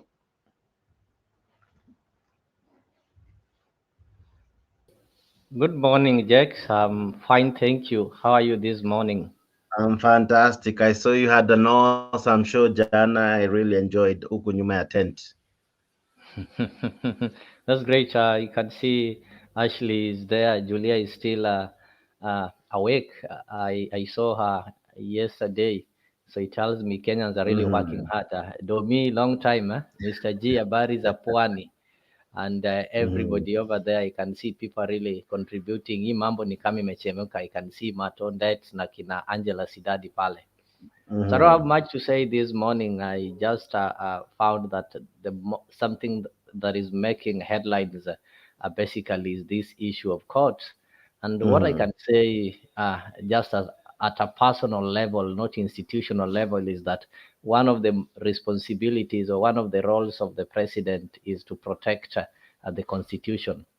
He is supposed to protect and obey the Constitution. So he is the number one protector of the Constitution. Just like if today you employ somebody to take care of your house, so if this person becomes the first one to break in your house, then it tells you anybody else will be able to break in that house. At the moment you see the soldier or the watchman breaking into the house that he's been mandated with the responsibility of protecting, then even those people who are passing along the road who did not have an idea of stealing, they'll have to break into the house. So it's a wrong precedence and a wrong example to Kenyans. And every Kenyan outside there will now start disobeying the court orders and breaking the law. Then apart from that, I've had so many people trying to say how Uhuru Kenyatta disobeyed the court orders, how Kibaki disobeyed the court orders, and how the second president, Daniel Moi, disobeyed the court orders. I think Kenyans, we should not justify a wrong thing using a wrong example. Yes, it is true that these people who appeared before Ruto did the same thing, but we now need to get out of that and make a difference. So we can't make a difference if we keep on justifying the wrong with what happened before. So coming here to say that, Uhuru Kenyatta disobeyed these orders, Kibaki also did this, so expect the same with Ruto. Actually, the main reason why elections are done after every 5 years is to correct the mistakes. If indeed these guys were not making some mistakes, or they are not prone to make some mistakes, then we will not be going for elections. We'll just be having somebody to rule till death separate them with that seat, then we get another person. So why do we elect after every 5 years? So that we can be able to get, did you manage to do this well? Then if you elected, you need to do things differently and make the difference. So it's really wrong. And lastly, maybe to talk on this housing issue. The problem is that the people who don't have houses in this country are the poor, are the people at the bottom line of this economy. They're the people who are not having pay slips. They're people who are not having formal employment. So in other words, they're the people who will not manage to contribute to this scheme. And it is a lie. It is evil to tell these people that you are building for them houses when you know very well that the very people who might or who may qualified to occupy these houses are the people who are part of the scheme, the people whose monies have been deducted. I've had Ashley say something so interesting and so important about those people who are in the counties. For example, I come from Siaya County, and it's basically our tradition, and it's basically that you have to build back at your rural. So why do you think somebody, a teacher who is employed at their rural in their county, will really be able to leave the ancestral land and maybe the personal land in Siaya to go and own a bed sitter in Nairobi or to go and own a bed sitter in Mombasa? Is it what?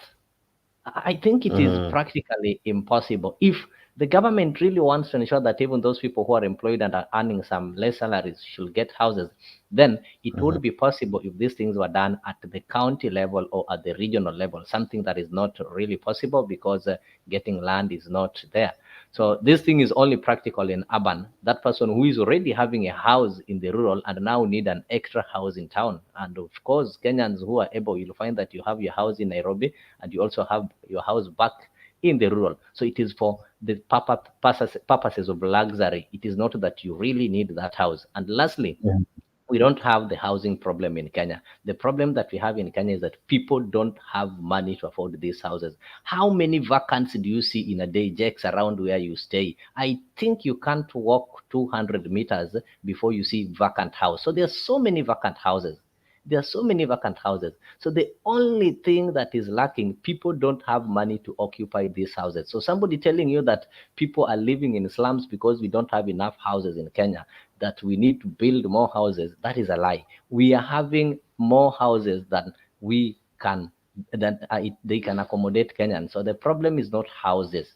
The houses are available. They've been built. Construction industry have been there for long. It has never cured this unemployment. And if it is supposed to cure unemployment, then it means it is going to be temporary. How long are they going to take to build these units? And once they're done, so these guys, employment is going to be done. They're going to work for a year. Then after that, what next for them and their families? So the government should look for ways of creating employment and stop hiding behind these schemes. It is a matter of fact that there are some interested parties of interested private investors who is, most of them are members in the government. So they want to enjoy free land, whereby the government is going to give them public land for free in pretense that they are going to put on these affordable houses. So they are going to get public land for free. They are not going to pay taxes and rates. Then again, you are paying a mortgage. They're going to earn money from that. So this is just another pyramid scheme. And that is why the government is forcing it on us, and they want to speed it as fast as possible. So that the moment you know the truth in it, then already they'll tell you money has been spent, the houses are halfway. Thank you, and a very good morning.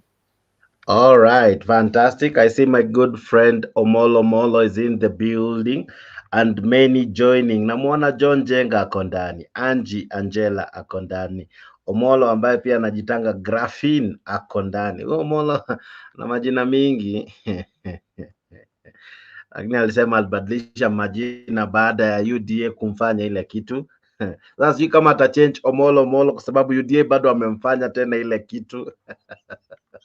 Lakini zaidi ya yote, karibu sana kwa hii show. Mato Ndeto, I see you, asante sana. I see your comments and sentiments, good year, and many ambao wanatujoin. Asante pia kwa wale ambao wana likes, mmefanya kazi nzuri, naona wengi sana. John Mwangi, asante kwa kulike hii video. Dan Kemboi, I see you, thank you very much for liking the video. Rono, I see you, thank you very much. Tony Boy, I see you, asante sana. Silvan, asante sana. Brayongo, asante sana kwa kulike video. Wayne Simiyu, asante sana. Angie Angela, asante kwa kulike hii video, and also as well asante kwa kusubscribe to Afriq 24. All right, thank you very much. Now let me come to who now. Ashley, you have sent me a link, I hope you have, so that I can play that video you're requesting. But Omolo unakuwa na bahati ya mtende, unaingia kama umepewa muda wa kuongea mara mingi huwa haihappen hivyo, but maoni yako ni yapi? Je, tumerejea katika zile siku za zamani, zile siku ambazo tulisema ni siku za giza, utawala wa kimababu, utawala wa kifua nisemacho lazima kitendeke, liwalo na liwe, upende usipende, it is my way or the highway. Yeah. And the president is seriously firing from all cylinders. Aliwatishia koti kidogo tu hivi na tayari washaanza kurule vile yeye anataka mambo yaende. Wewe unaona vipi? Tumerudi zile siku za giza. Kwanza kabisa shukran sana bwana Jex na wadau wote wale ambao na panelist mko hapa pamoja na wale ambao wanatufuatilia katika comment section. Wote nawasalimia, good morning, good evening, good afternoon wherever you are watching Mtembee live in this globe. Na pia nachukua fursa hii kuwatakia mwaka mpya wenye heri, wenye fanaka, na tukitarajia kwamba ni mwaka ambao labda Wakenya tunaweza kujikomboa kutoka minyororo hii ya utumwa, minyororo ya kiimla. Kwanza nataka kusema kwamba hii si kitu hata kusema tunahitaji mass science kuangalia kwamba ule president tuko nayo anafikiria kwamba kile kitu ambayo iko kwa akili yake kinafaa kwa kila Mkenya. Kile kitu ambayo kilifanya kwamba Wakenya watengeneze katiba, the law, the constitution, it is what binds us, you know. Ndio tukitaka kufanya kila kitu, hiyo ndio mwongozo. Sasa wewe ukitaka kufanya maendeleo ile ambayo inakinzana na katiba, si katiba ndio utaweka kando, ni hiyo mipango yako ndio utaweka kando. Katiba lazima iwe ndio ya kwanza. Kwa hivyo Ruto tumeona kwamba ni mtu ambao akizungumza huwezi kuamini maneno yake apart from jina yake peke yake. The only thing that you can believe in our president is his only name, you know, because we know that is his name, but anything else. Sababu wakati akifanya campaign alikuwa anasisitiza kwamba kuna deep state, kuna state capture, na kwamba hizi taasisi lazima ziwachwe zikuwe huru. Lakini leo yeye ndiye amekuwa sasa the original state capture. Yeye sasa anataka ku capture everywhere.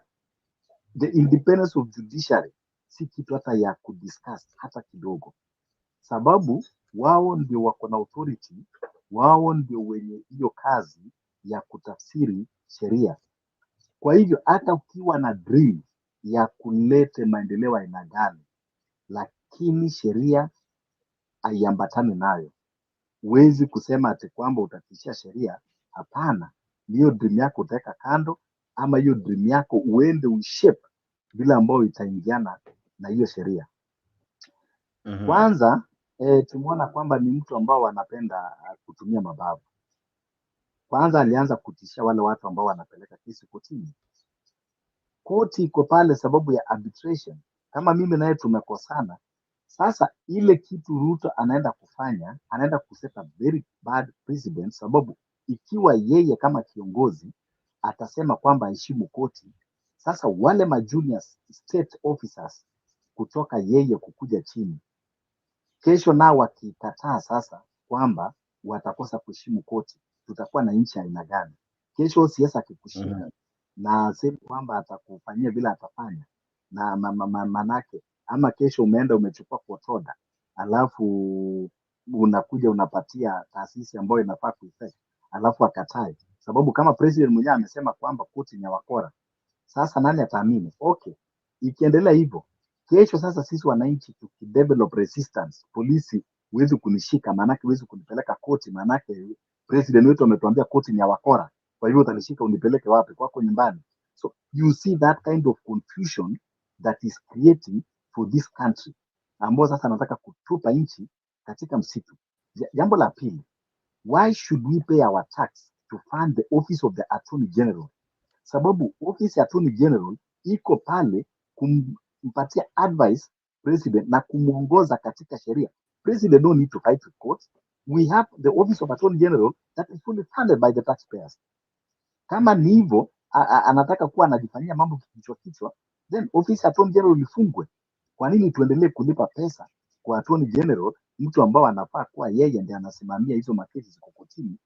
Sababu what we see here is that I think Ruto mwenyewe labda amekuwa akijaribu kuwaonga majaji, na sasa labda imekuwa too expensive for him, sababu makesi zinaenda kotini kila wakati. That is why you see how is reacting. Lakini kama wewe unaamini kazi zako, uko na kama Attorney General huyu ako naye si competent enough, anafanya kesi zako zinashindwa, weka kando, tafuta Attorney General mwingine mwenye ako competent enough kwenda kufight na hawa na kina Okiya Mtata na wale wengine ambao wanapeleka kesi kotini. Lakini koti iache ifanye kazi. Wewe tafuta mawakili wako wazuri, weka Attorney General ule ambao wako sharp, kama unaona huyu ni mazalala akufai.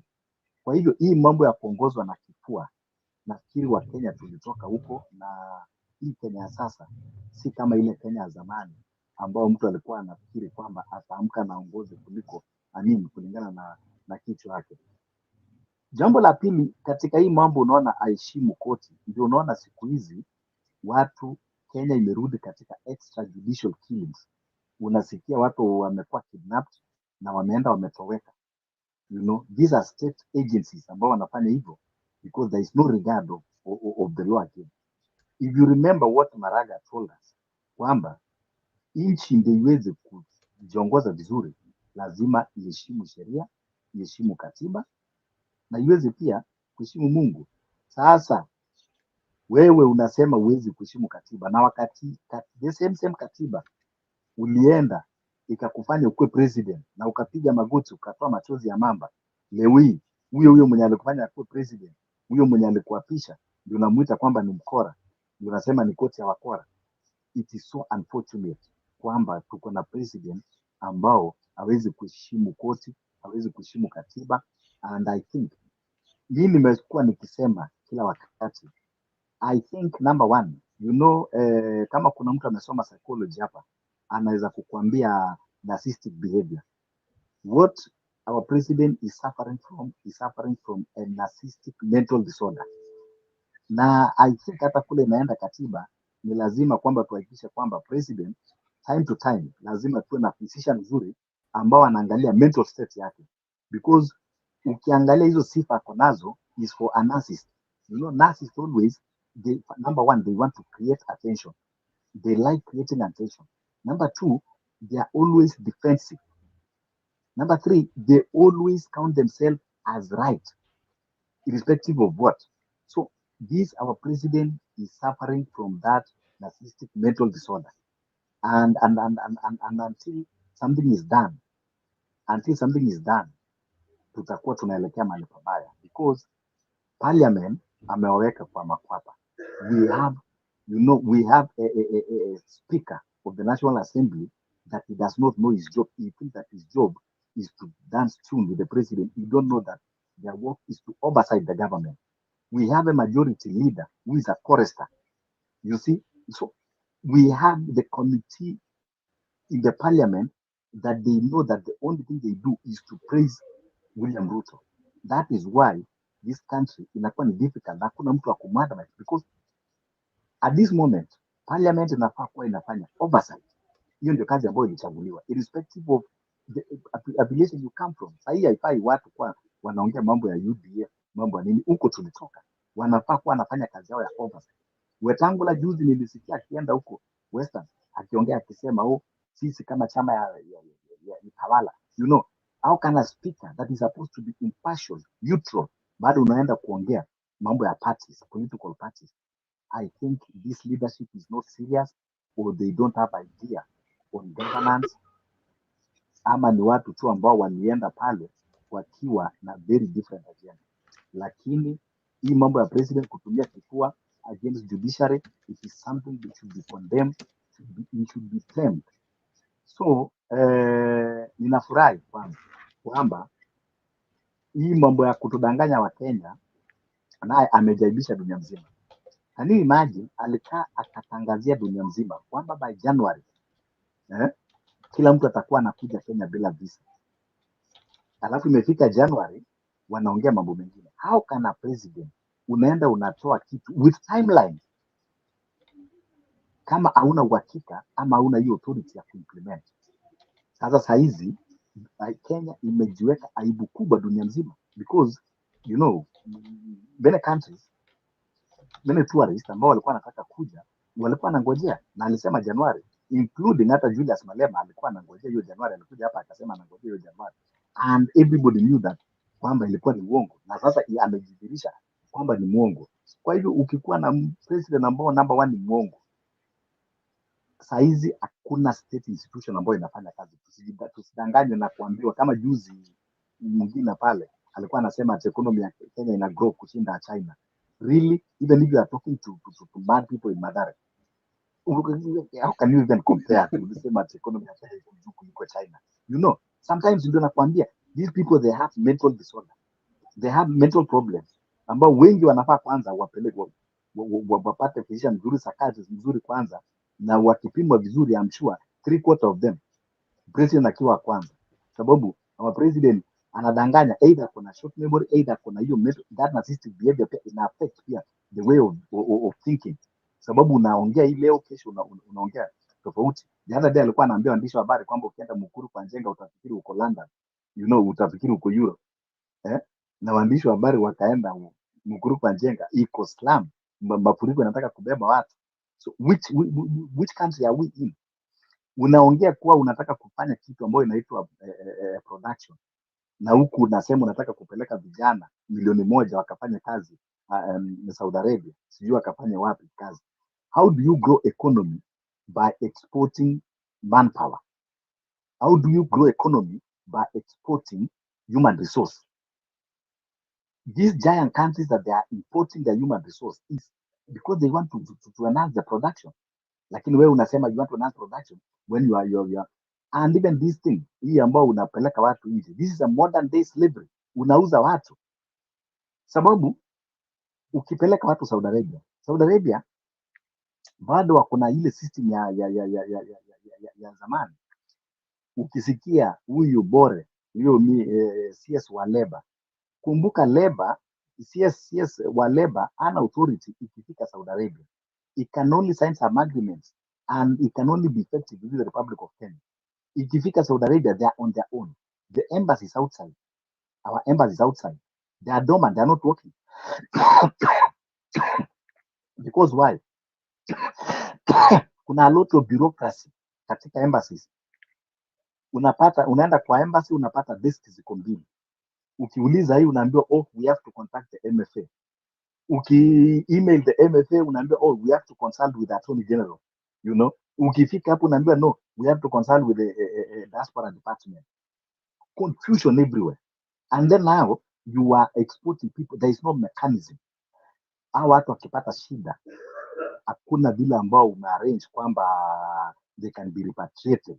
Government cannot foot their bill to be repatriated. Wakikuwa wagonjwa, they are not covered. Alafu unasema tu kwamba unataka kupeleka.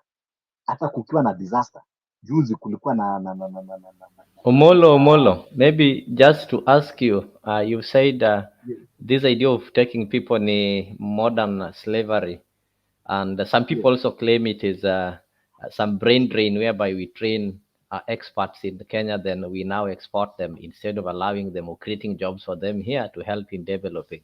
But the president told us that countries like Philippines are really getting some foreign exchange from exportation, the labor exportation, like they are the majority who are exporting their labor in Eastern, I think Eastern and Southern Asia. So they really export the labor there, both domestic and exportized labor. So aren't we also moving in that direction so that we can be able to earn revenue by exporting Kenyan labor outside there? Because apart from tea and maybe coffee and the macadamias, we don't have major exports that we take to these other countries. So we import more than we export. Let me answer you. Number one is that it is very shameful that we will be fighting to compare ourselves with Philippines. Anybody who have ever been into this Southeast Asia will tell you how that country look like. So you cannot tell me that now president want to equate our country to say that he wants to bring economy to that like that of Philippines. Those people, they are very poor.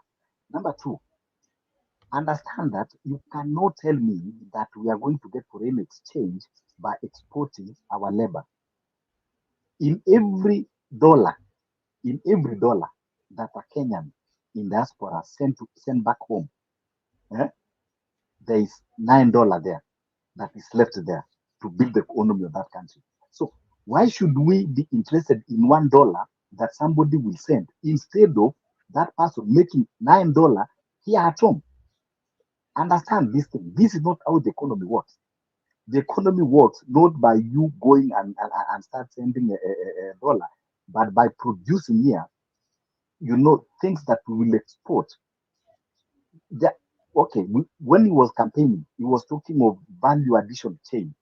Like when we grow our tea, we package it. After finished product, we send it. We just receive dollars. Even in farming, in industrial products. So you cannot tell me kwamba ati mtu aenda afanye kazi kule awache $9 kule alafu akutumie $1 and now you will be rejoicing that you get $1. Let us go for that $9 that slave that you are sending there will be working for that country. The reason why Saudi Arabia they are importing is the economy shaking because they are importing the labor. It is even growing bigger because they are helping produce more. Somebody produce $10 and only you give $1, and then now you are boasting of $1. That is being cheap.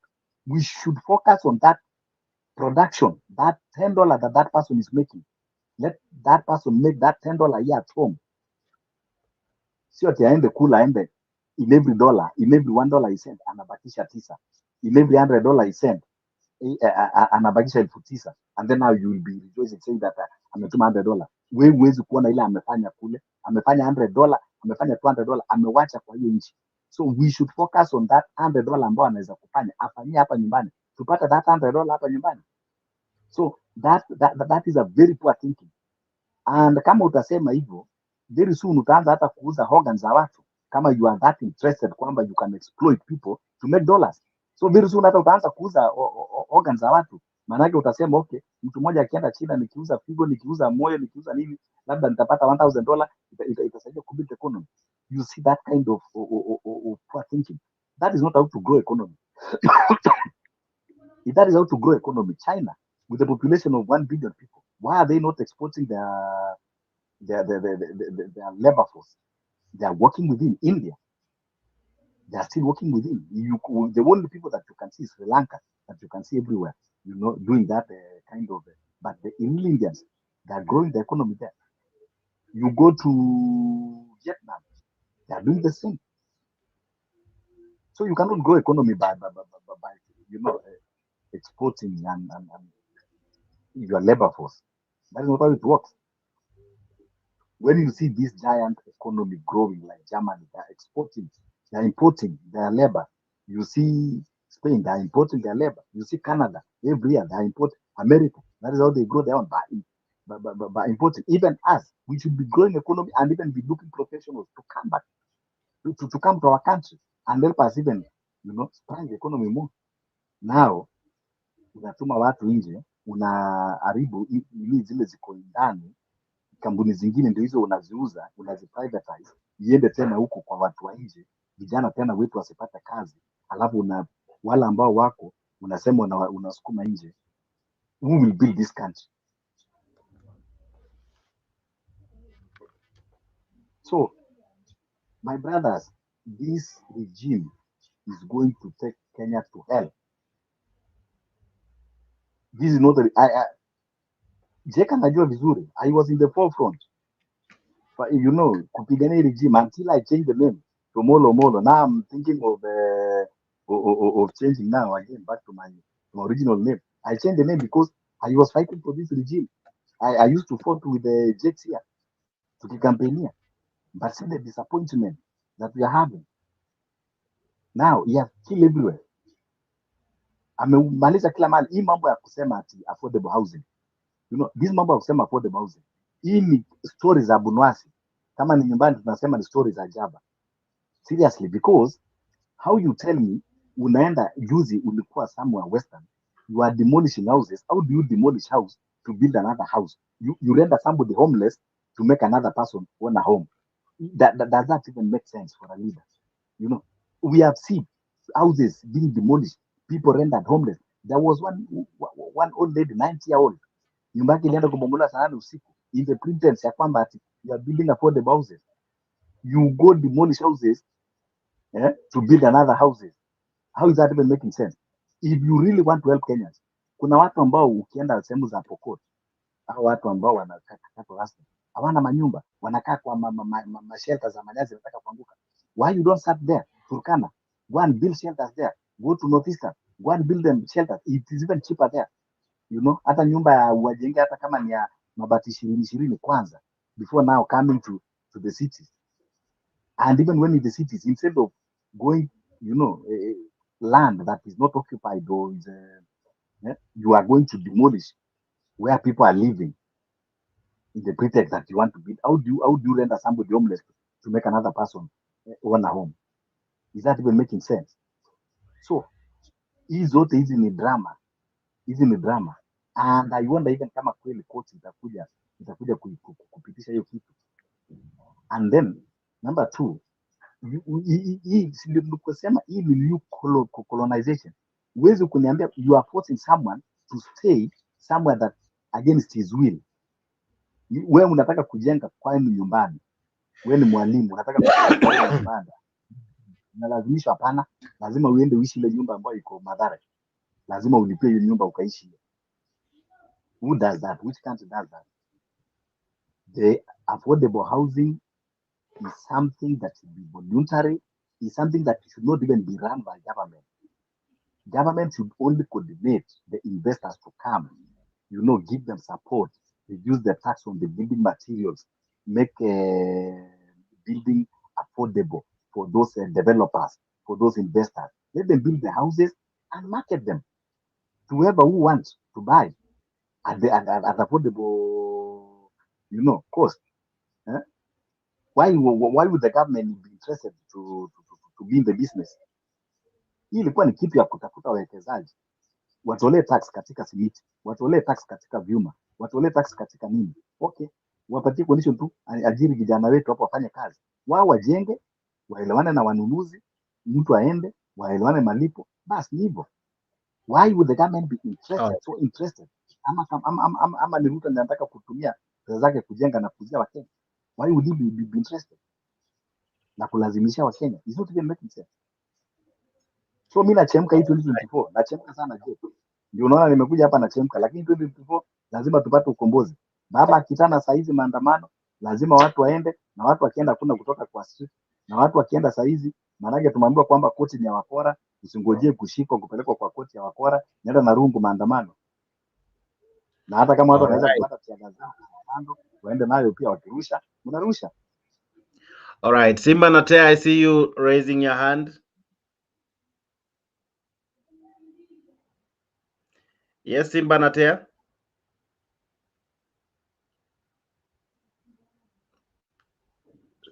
Bwana Jet, najua yes, unaweza ni haya mambo ya nyumba ile swala la nyumba ni swala ambalo mimi hata sijui liko na msingi gani. Kwanza mimi naomba sana kufanywe mjadala wa kutosha, sio nyumba tu sijengwe, kufanywe mjadala wa kutosha. Kwa sababu gani? Waafrika ama Wakenya wako na mila tofauti. Jambo la pili, hii ardhi ambayo inajengwa hizi affordable houses, kuna cemeteries around those houses? Is there land for cemeteries? Kama wanataka kuchange the structure sa Mwafrika ama Mkenya vile anavyoishi, kwa sababu inamaanisha once you've taken the house, that's your home. Iko na zile infrastructures ambazo zinahitajika, ndio hapo mahali pawe mahali ambapo watu wanaishi. Unajua, hatuwezi kuwa na mtu ambaye kuna interest tofauti ambazo ni za kisiasa kusingizia mambo ya ujenzi wa manyumba kwamba hiyo itakuwa ni njia ya kutengeneza ajira. Wakati watu watakapoishi kwa hizo nyumba, hawa watu ambao watakuwa wamehusika katika hiyo ujenzi wataenda wapi? Hili ni swala ambalo ni temporary. So kuwe na mkataba ya serikali na investors wajenge hizo nyumba, sifanywe evaluation, watu wenye wanataka kununua wanunue willingly. Mambo ya mishahara ya watu wawachane nazo. Jambo la pili, swala ambalo tumeona likifanyika, swala nilisikia Moses Kuria alikuwa Qatar. Hizi nchi za Kiarabu, Waafrika walifanya kazi Uarabu kitambo, hata kabla hatujapata independence. Vile walifanya kazi kama slaves. Hatuwezi kuwa tunafuata ule mkondo wa modernization of slaves export our people, ambapo watoto wao wenyewe hawafanyi kazi. Kwanza mahala ambapo wanafaa kwanza kufuatilia if they are responsible people ni wale watu ambao wanafanya kazi katika hizo nchi, wanafanya kazi katika mazingira ambayo yanafaa. Jambo la kwanza, wa improve mazingira ya wale watu ambao wanafanya katika kazi hizo, wafuatilie right from the agents. Kuna watu wengi sana ambao wamekuliwa pesa na recruiting agents. Hao ndio watu wenye wanafaa kusaidia, kwa sababu Moses Kuria is one of them. So is in that system again, kwa sababu hapo na opportunity in that very same government. Mambo ya kuambia watu through National Youth Service tutawatafutia kazi wapi? Kwanza mazingira ya wale watu ambao wanafanya kazi katika hizo nchi, wamefanya juu ya mazingira ya wale watu ama wanaleta watu wengine kuwaongeza shida? These are some of the issues ambazo watu wanafaa wasikize na wasitake in critical before making another decision. Yes. All right. Tunakaribia kutamatisha. Domi, maoni yako ni yapi tunapokaribia tamati ya hii show? Ingawa imechukua mkono ambao sikukusudia, lakini ni sawa. Domi, vipi? Yes. Maoni yako ni yapi kulingana na vile hawa jamaa wanadai? Unajua, it's easy for somebody to just speak than be there. Let me start off by correcting some notion by some people. I saw somebody dismissing. There is this person called Good News dismissing Omolo on this issue of exporting of labor. And I want to make a very firm correction. And he was comparing to Philippines. Now, Good News, good to somebody, good whatever. First of all, Philippines, they are well taken care of by their government. Their backs are covered. You find like, I've go to Saudi Arabia. Our girls in Saudi Arabia will tell you that if they are working in the same house with the Philippines, doing the same job, a Philippine will be earning probably twice or thrice a Kenyan is earning. Because their government covers their back. Philippines, when they go out, they go wherever they are going for labor. It's like somehow they are bargained for. Yeah. If there be any crisis, if that girl is in a crisis, His people, her people will take care of whatever.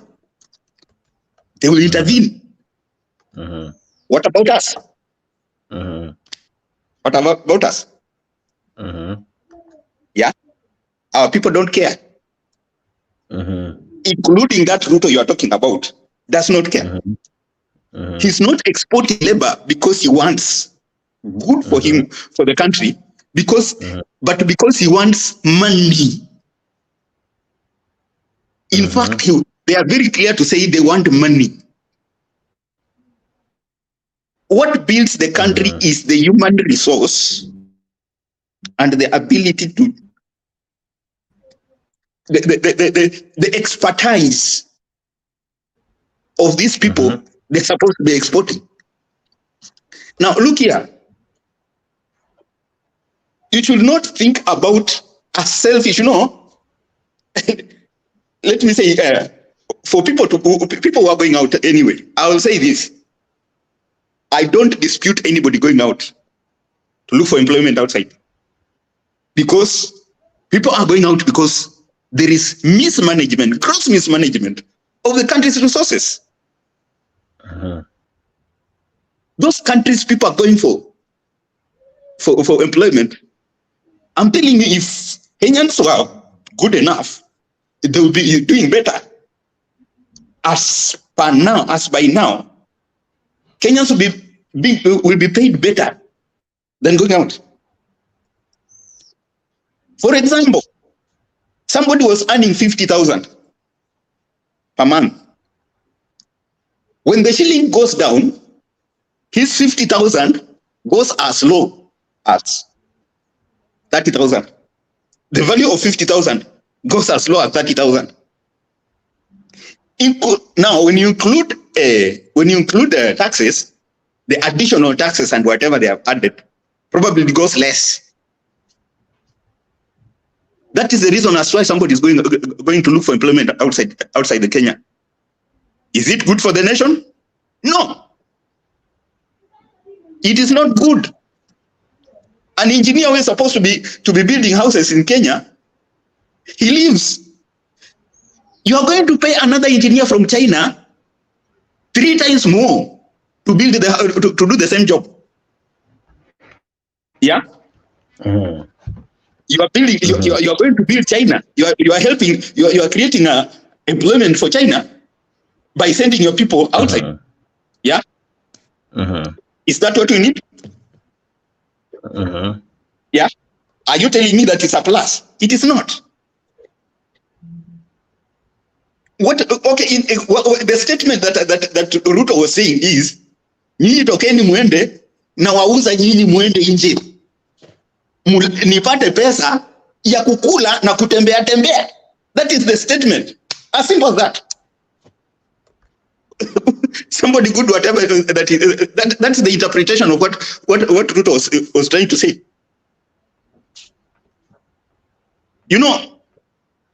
Sometimes let us read the statements of these people. Let us read that statement properly. Let us read it between the lines. That person good here. It is gross selfishness that is telling Ruto to tell you to go out, and that is a fact. It is true that if I get a better employment outside, I will go. It is true, but is he doing good for Kenyans? No, it is not. A person who will be doing a heart operation. You have talked here about a doctor who was supposed to be doing good heart operation in Kenya. If he leaves and go to do the heart operation, the same heart operation in India, he will earn better. Yes, but is it bringing resources to Kenya? No. That is selfishness of one person. Kibaki said, we want to bring people from outside, those people who went to come and build the nation. We want to take people to come those people who went outside to come and build the nation. The best way is this.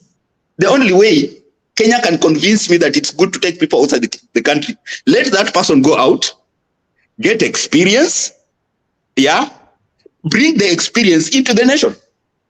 But what has Kenya been doing? A person who did traffic lights, designed traffic lights of London, is a Kenyan. He brought that idea to Kenya. It was rejected. He went to apply it in UK. Yeah, is that a plus that you're talking about? Your thinking is selfish. The thinking of Ruto is selfish. Now, look at that Philippine you're talking about. Philippines at home. Let me tell you, don't talk about those people who are being exported outside. Look at those people who are left behind. How are they? The building of the nation is not about those people who are being taken out. It is about those people who are inside, who are remaining behind. How are they? I can tell you, Philippines are exporting because things are not good in their country. And at the same time, it is not helping them. Omolo gave a very mathematical explanation. When you are working, for every 10 shillings you are paid, your employer is earning 100 shillings on you. Yeah, on that what you are doing. If in Kenya I can be paid that 100,000, my employer who is the nation should be earning 1 million on me. So I will be building the nation by 1 million, earning 100,000. Yeah. But when you are exporting that person, he's going to build another nation instead of building his nation. You find somebody who is trained as there are some people who are trained, well trained. Somebody trained like okay, you have talked here about nurses. Somebody is trained like a nurse, as a nurse, prefers to go and in Saudi Arabia to be a house girl.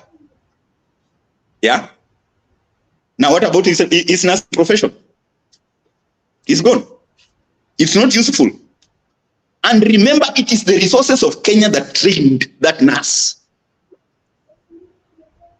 It is the resources of Kenya that trained that nurse. So you trained people to go out, to take it to another country, to build another country. Akili yako ni mbaya. I'm sorry to tell you that hii akili yako sasa itakuwa ni mbaya.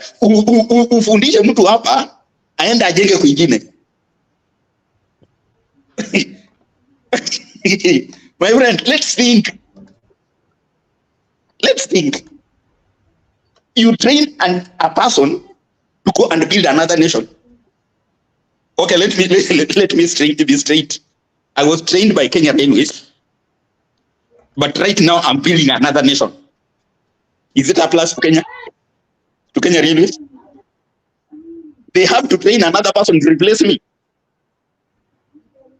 They will use some more resources to train another person to replace me. And we are talking of over almost 1 million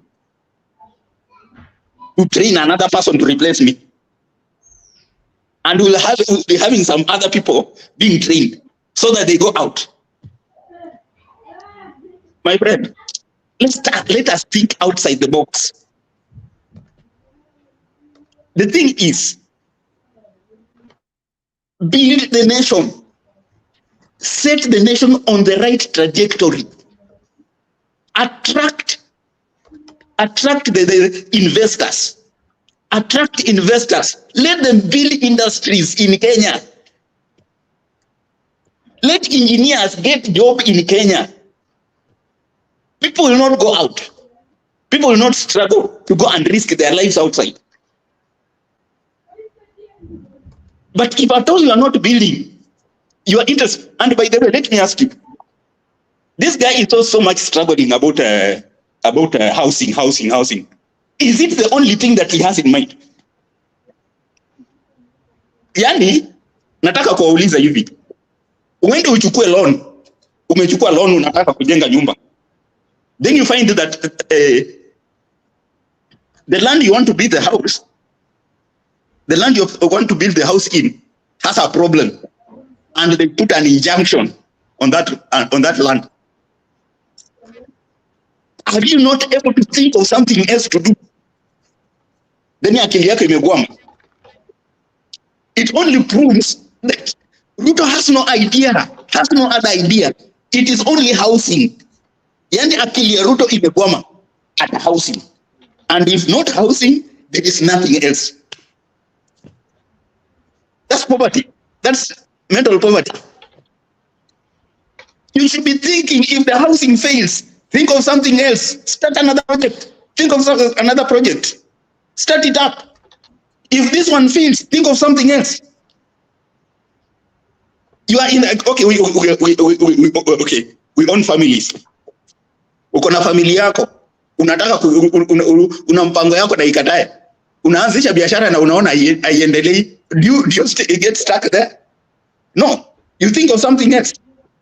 You went for employment. Ulienda kutafuta kazi. Then ufike huko hakuna kazi yaribike. What do? You should be thinking of something else. What do I do now that I'm here? It is not going to threaten the judges. You are not supposed to go to threaten the judges. They are doing their work. They are employed to do that. It is you that is wrong. When you are wrong, accept to be corrected. That is the thing. You accept to be corrected. And if anything, if there is a fault in that bill, in that law that you passed, if there is, why don't you take it to parliament so that it be polished? Simple. Yeah, take it to parliament. Uhuru did that. When things go wrong, he used to take the bills to parliament to be corrected. Yeah, he used to take it back. Take it back to be corrected. People will move on. Yeah. You don't force. All right. Yeah. Shikilia hapo tu kidogo. I want to wrap up just but now, but I see the watchman, the what do you call this person? I had his name with me. The watchman media ako ndani, and I want to play something amesema jana. Alikuwa kwa street na aliona mambo. Wacha tusikize what he discovered.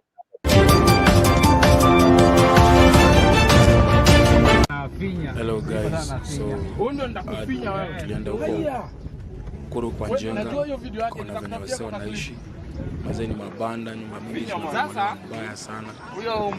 Watazamaji tu ziko nje, stima pia tu ni sasa tuseme Mkuru kwa Njenga, yani Kenya Power yuko ni Mkuru kwa Njenga Power, yani vitu zilikuwa tu mixed up, takataka kama hips bigi. So we went home disappointed because President, His Excellency William Ruto had promised that ataanza kujenga zile nyumba zake. And now it's a year, so tuko na mwaka mmoja umepita. It's better to let tutembelee huko, but nyinyi wenyewe mnaweza kuona. So we went home disappointed. Nyumba hii yote sisi tu wanauza mchanga. Kama uangalie pesa ngapi, si ndio? Twende offline. There was that promise of actually. Wait, ikitu ile nguruwe mazana kwa mbele ni hiki hapo. Na niko karibu nafunga kamera nikianza. Sasa tunaanza tena kitu mingi.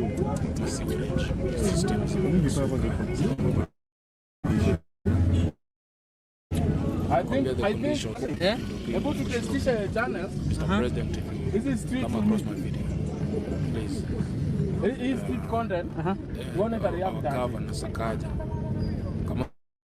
wanatembea guys, fanyeni zile kazi zilizokana, sio tu porojo za media, kwa sababu for sure things were not as so I just went home disappointed. Mnaweza ona tu venye barabara zinakaa, unajua huko kuna vitu kama vile mnaona akina mama wanauza mboga tu karibu na hizo system, kuna watu wadogo, yani biashara zote zinaendelea tu, watu hawajatoka lakini wanaishi kwa mabanda. To drop wapi? Askari ama direct? I just went home looking the other direction. I was so much hoping that actually I could find something to be proud of and say that Mr. President, you're doing something different. But the manyumba tu zimetolewa. So huko ni Mkuru kwa Njenga. Tumemit na maboys. Kama uja manage ku watch video, I'll advise you to go to our official channels. 7-4. Official. Hapo ndio tunaongea na magangster, Adeda sikuwa amefanya kazi ya bure. Sikuwa amefanya kazi ya bure alafu kapatia 30% baba. Chana kazi ya steam na kufinya. Ndio jamaa tulimpata naishi kwa kibanda nyumba yake. Pale nilikuwa napata mtaji. Napata pia vijana. Mtovani. Sisi mwanamuziki. Lakini mimi ni kama kuliko mizishano wetu kuona kwa Njenga na kuna kitu yote kwa kwanza nilienda Kisumu. Nilikuwa nataka kile penye yenyewe unakaa una mzee. Usumbuliwa na mzee.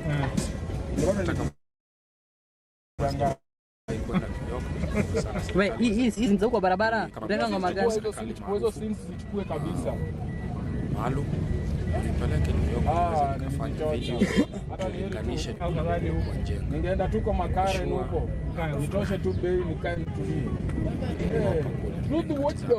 So easy to business endelea na to make shift stores just any time in case the biggest fan destroys them. Ashakuwa biggest fan. Unaona kwanza wala wasanya kutusi kwa media. Ase na dirisha sana. Ndio sasa maganga. Wana making kila video wana watch na wanatukana. Wana watch na wanakutukana. Hao sasa wameshinda. Lakini ati ama Fandrila anaonaga notification analea. Lakini wanakupiga hiyo mbwe nasema nini tena? Kama unataka kutembea kwa hizo streets tunakwenda Kakamega kwanza Kisii. Trust me. You will not be touched. Just come. Alafu ni fani. Wasana kutishianga ukiwa kwa comment section. Pipeline exit. Sasa sisi tunarudi bubu.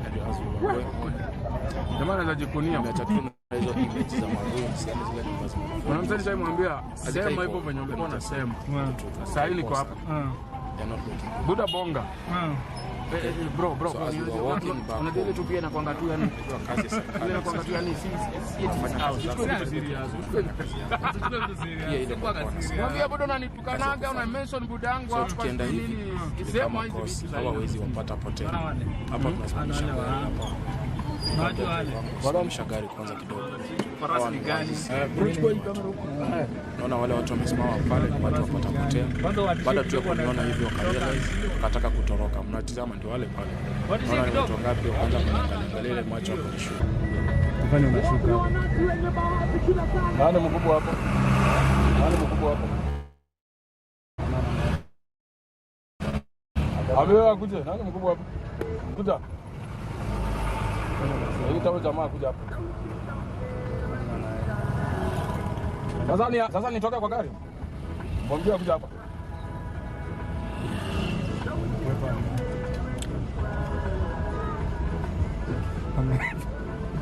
So ukiangalia hapo wametoroka, wameachana na yale mabox. Ile ni ile kitu ya farasi ati pata potea.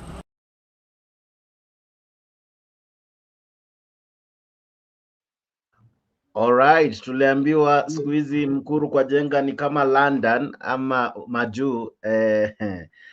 Wow, interesting. Ashley, you requested for that. What do you make of it? I kindly request you to bring the beginning where it actually shows the houses, and I'll just give our 30-second statement after that. At the very beginning, it shows the houses. Yeah, I'll play it as I allow you to continue to talk. I'll play it in a silent mode as you speak about them. Okay. So I don't have much to say. I think the clip speaks for itself. What Ruto did is, when you have a contract with the people, he keeps saying that he was chosen and he was given the mandate by the people. I wish Stella was here today, and I think we need to follow up with her that if we have a contract where the material facts were misrepresented, can we use the material facts law to go to court and ask the court to void the contract for breach? Because the material facts law states that the facts that are essential to helping a reasonable person decide whether or not to get involved in a particular transaction or issue. So if we had known these facts, would we have gone ahead and chosen Ruto? Would we have elected him? We wouldn't have. If we had known that he would come and say that he will disobey the constitution, the law of the court, would we have chosen him? We wouldn't have. So I do want to engage some legal minds to tell us if we have a case that we can take to court, that we were deceived, the material facts were misrepresented, misconstrued, and hidden from us. And as such, if it was a contract, it would have been a breach and thus voided when you misrepresent the material facts. So I would like to wait until we have our legal mind to tell us if that is something that we can take to court against the Ruto government for misrepresentation of facts. That's all I have to say. But I haven't still seen the houses and the tents. They are not in the car, they are walking. Bring where. All right. Jack, allow me to respond. Please do. Before I respond to Ashley, there was one comment in the comment section that I wanted to respond. There was someone, I think by the name Goodyear. He gave an example, saying that even Jomo Kenyatta and Uhuru Kenyatta were in abroad. So I want to believe that he was giving an example that people should work in abroad. And I want to juggle his memory that Uhuru Kenyatta has never been employed anywhere outside Kenya. He was in America and he was purely for study. Jomo Kenyatta as well, he was never employed in the UK. He went there for studies. And after the studies, they came back. The late Tom Mboya, he also went to study, and after study, they came back.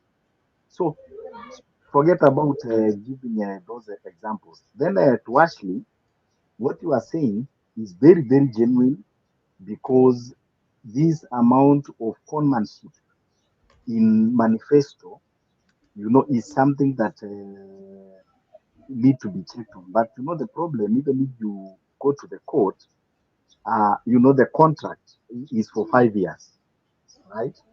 So they still have a leeway, because they will give the excuse, all manner of it. That is why it's giving these excuses, Now, when you go to the court, in fact, you use that advantage and now pressure the court and, put the blame on the court. Say that, we wanted to implement this, but because of the court order, and we still have the contract for 5 years. So that one is not holding the water.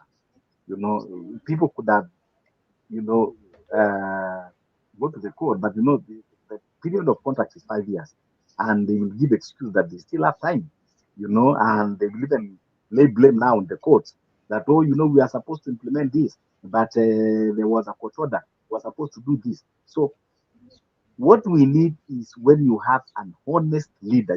Honest leader does not need to be challenged legally or be pushed by the courts or by anyone. An honest leader will just do as he promised. Anybody that is honest. If somebody comes today, the other day I was in one platform and somebody wrote a very good, story about one teacher who he boarded a matatu from work going to home. And while he was on the bus, a thief, a pickpocketer, enter into his pocket and empty his wallet and the content that was inside. When he reached his destination, the conductor is asking for the fare. When the teacher dipped his hands into the pocket, he find out his wallet was missing. And he tried to plead with the conductor that he had money, and you know how the conductors behave. He started embarrassing the teacher. He started throwing insult at the teacher, that you look a respectable person, but you even to pay fare is now, as he was insulting, then a good Samaritan from somewhere, a volunteer to help the teacher and pay the fare for the teacher. And the teacher was very appreciative. He took blessings to the man. He thanked and he wished him well, and even wished that there were many of his kind, And even the passengers at the bus, they clap for the man, the good Samaritan, and they wish that there would be many of the kind. Only to turn on that the person that volunteered to pay for the teacher is the same thief that had stolen from the teacher, but because nobody noticed it, so then he volunteered now to pay the teacher and earn the respect.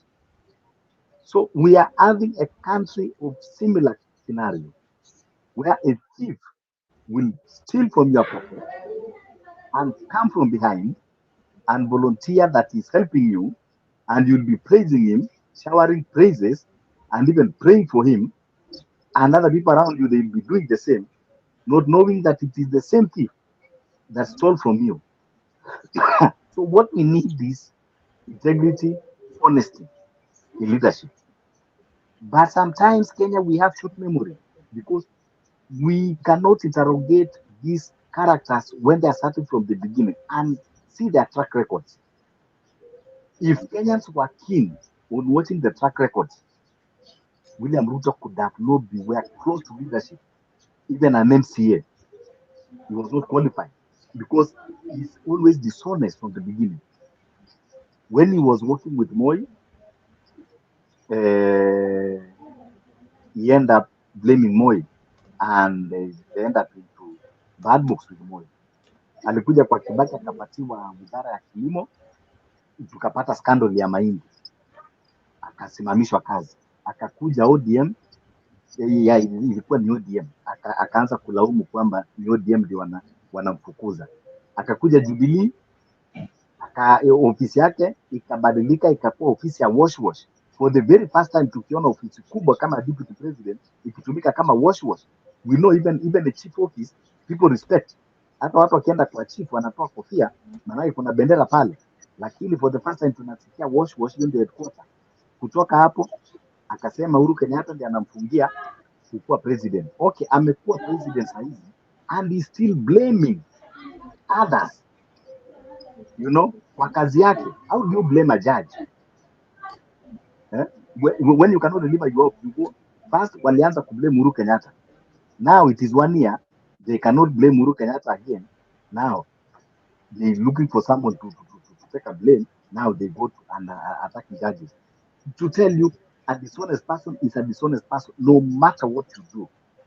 They will always have, an excuse. And that is why Kenyans should be very careful when choosing leaders. That is the meaning of integrity. When people talk of integrity, people don't understand. A dishonest person is a dishonest person. Now always atakuwa na shida.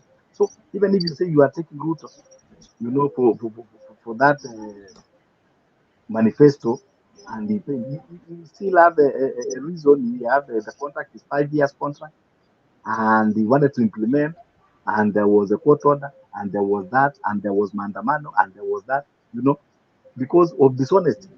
Always someone that cannot deliver always have plenty of excuses.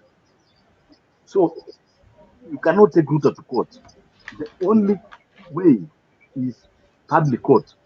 It is the people who have the mandate to take that mandate back. That is the only way.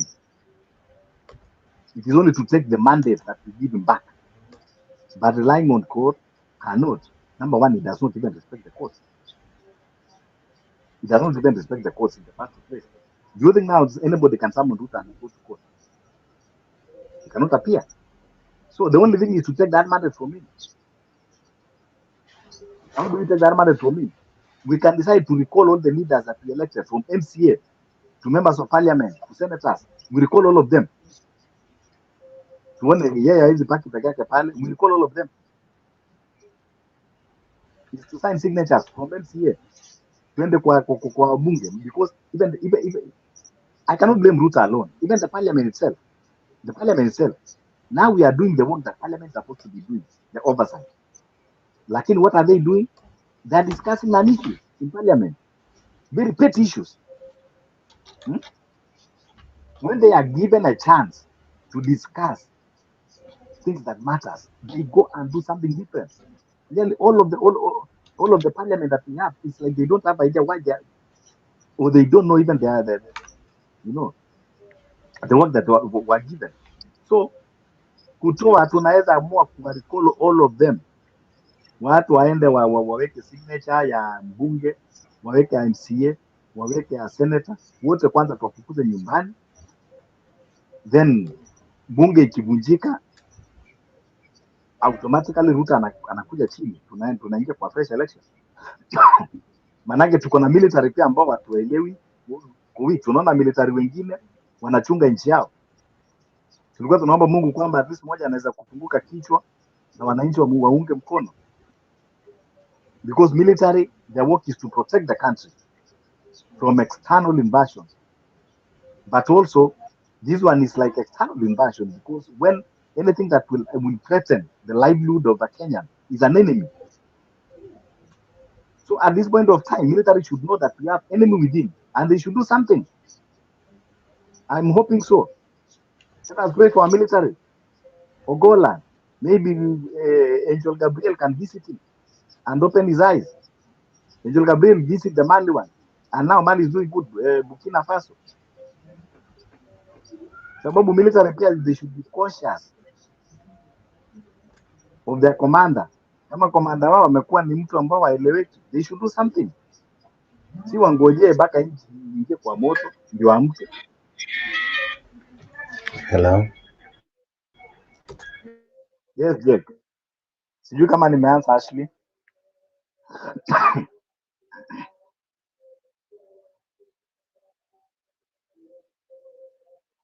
Yes. Sorry. Pole, I was on another call. I think Molizaje. Pole. I'm so sorry. No, nilikuwa nataka Ashley kama amejibiwa, ameridhika na hiyo. Okay. Yeah, Naona Lomi pia anainua mkono. That was good, but I want to ask you this. There is where he's walking. He's not inside the car. And if I have a chance to speak, I would like for you to put as much as you can when he's talking to the residents, showing where tents they live in, and how when it rains, the tents leak in water. It's not somewhere where he's inside the car. He's walking. Then you need to send me the other link, because this has played in full. I haven't interrupted from the beginning to the very end. Okay. Probably there are two of these. Maybe we need, because that's the end, and I played from the very beginning here. Unless is that from where it begins? I didn't check, but it might be. Because let me. No, that's not it. That's when he was leaving. Let me get the other one and send it to you. Okay. It's long, so you have to decide how much to show. But in that one, you have to let him speak, because he's interviewing people. Okay, bye. Right. Okay. Yes, Domi.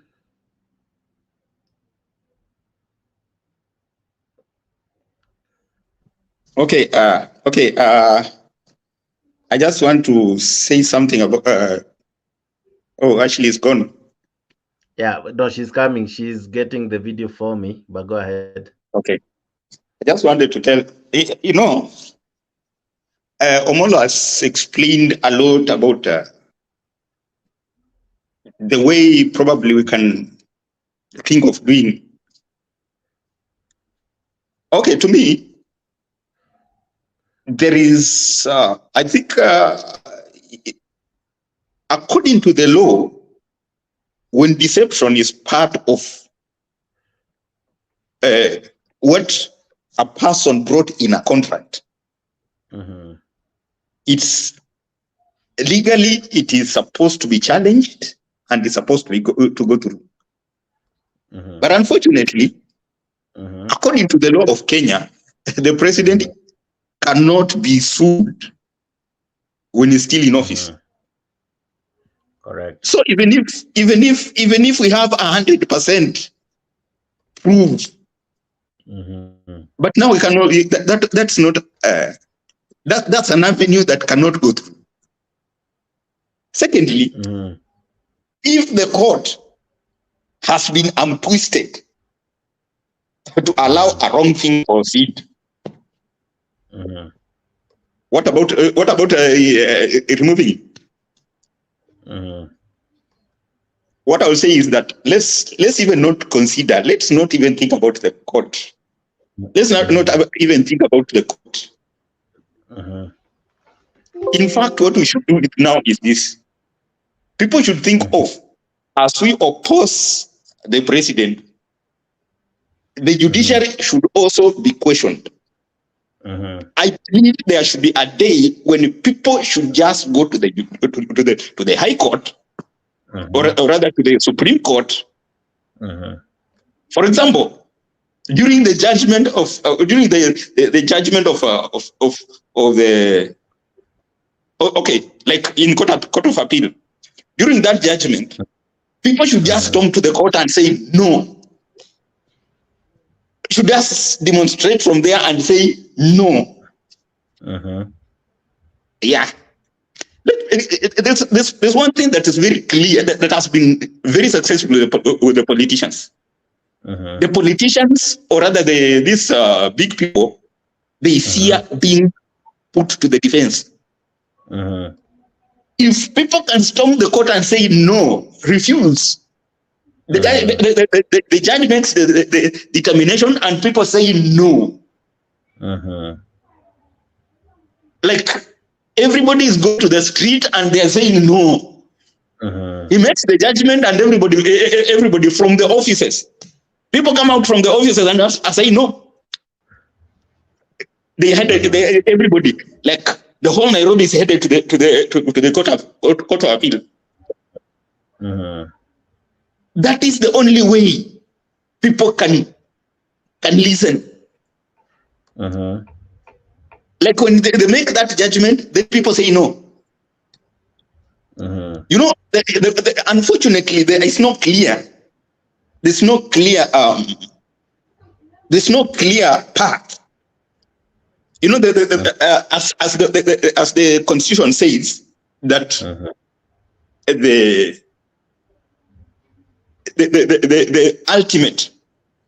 ultimate authority is with the people, and they can exercise their rights through the legislators or do it directly. Yes, it's there, but how to do it is not given. I'm trying to check in the Constitution. There is nowhere that they have given any roadmap on how do you start. If it's giving signing like whatever, how many millions of signatures after that, then what next? Get these millions of signatures, then what next? They have not given the roadmap. That is one thing that was supposed to be in the Constitution. If the president is doing this and you have rejected the president, 1 million signatures or 2 million or whatever millions of signatures, even if they say 10 million signatures or 5 million signatures, after getting the 5 million signatures, what next? That would have been the next thing. The problem with the Constitution of Kenya has so many open-ended laws. It is so open-ended that anybody can fill up with anything.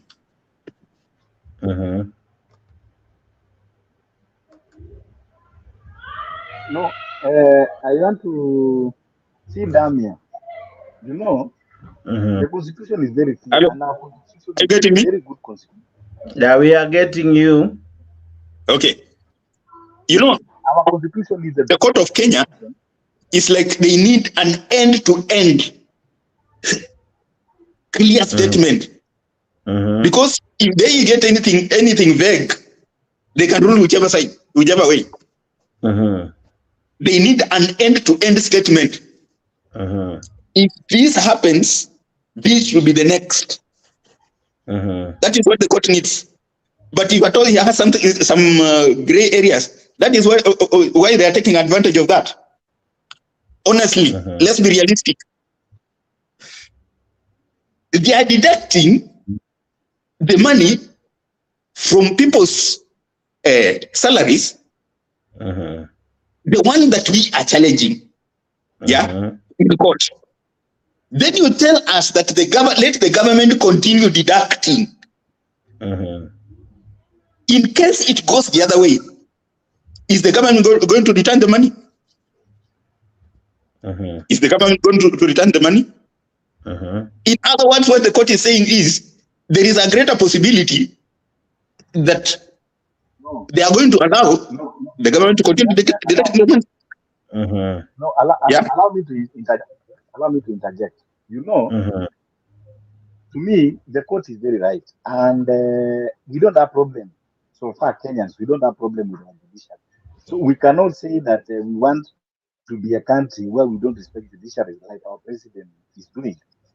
You see, the reason why the Court of Appeal put the stay order is because that thing already passed in Parliament and it has become a tax. And one thing that the Court of Law cannot do is first to stop a tax without delivering judgment, because it can bring a very big, impact. So what they do is they pass to that stay order. No problem. Let them continue collecting, but we will hear in the ruling. So the court pronounced itself very simple, very clear. It is not a problem, because I'm sure even the prayer that was there, it is not even, to stop the government without everybody will be heard, and the court will make its last pronunciation. So this one is not a problem. To me, it's not a problem. Yeah, we will wait for the ruling. But anything that already become tax, you cannot stop it. Let us tell ourselves the truth. You cannot stop the government from collecting tax. You can only stop when you already find the evidence that that collection of tax was illegal and unconstitutional and is proven beyond beyond reasonable doubt. That is when you can stop it. But at this stage, Court of Appeal need to dig more deeper. And when now it has proved beyond any reasonable doubt that it is illegal taxation, then now they can go ahead and stop it. But at this stage, they cannot stop it, because what about if you stop it and then the petitioners cannot prove themselves? What about if the government now demand? The court cannot. Who will take that responsibility? If the petitioner now is told, okay, to reimburse the tax that the government did not collect, that will be another disaster. So the reason why the court is doing that is also to protect them. All right, guys, we need to wrap up, and I don't know. Let me do this. Let me play this one clip from Ashley. Can I understand something before you go? Okay. Let me understand something about what Omolo is saying. Is he talking about the tax or the housing levy? Because according to me, the issue is the housing levy.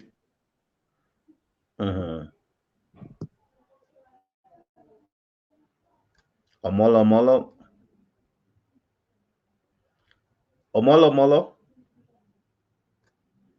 All right, seems to have dropped out as well.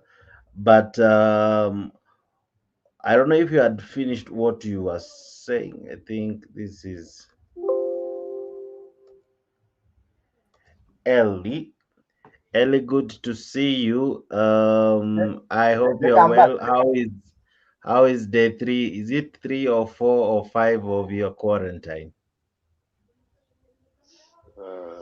Good morning. It's been since Sunday, so I think today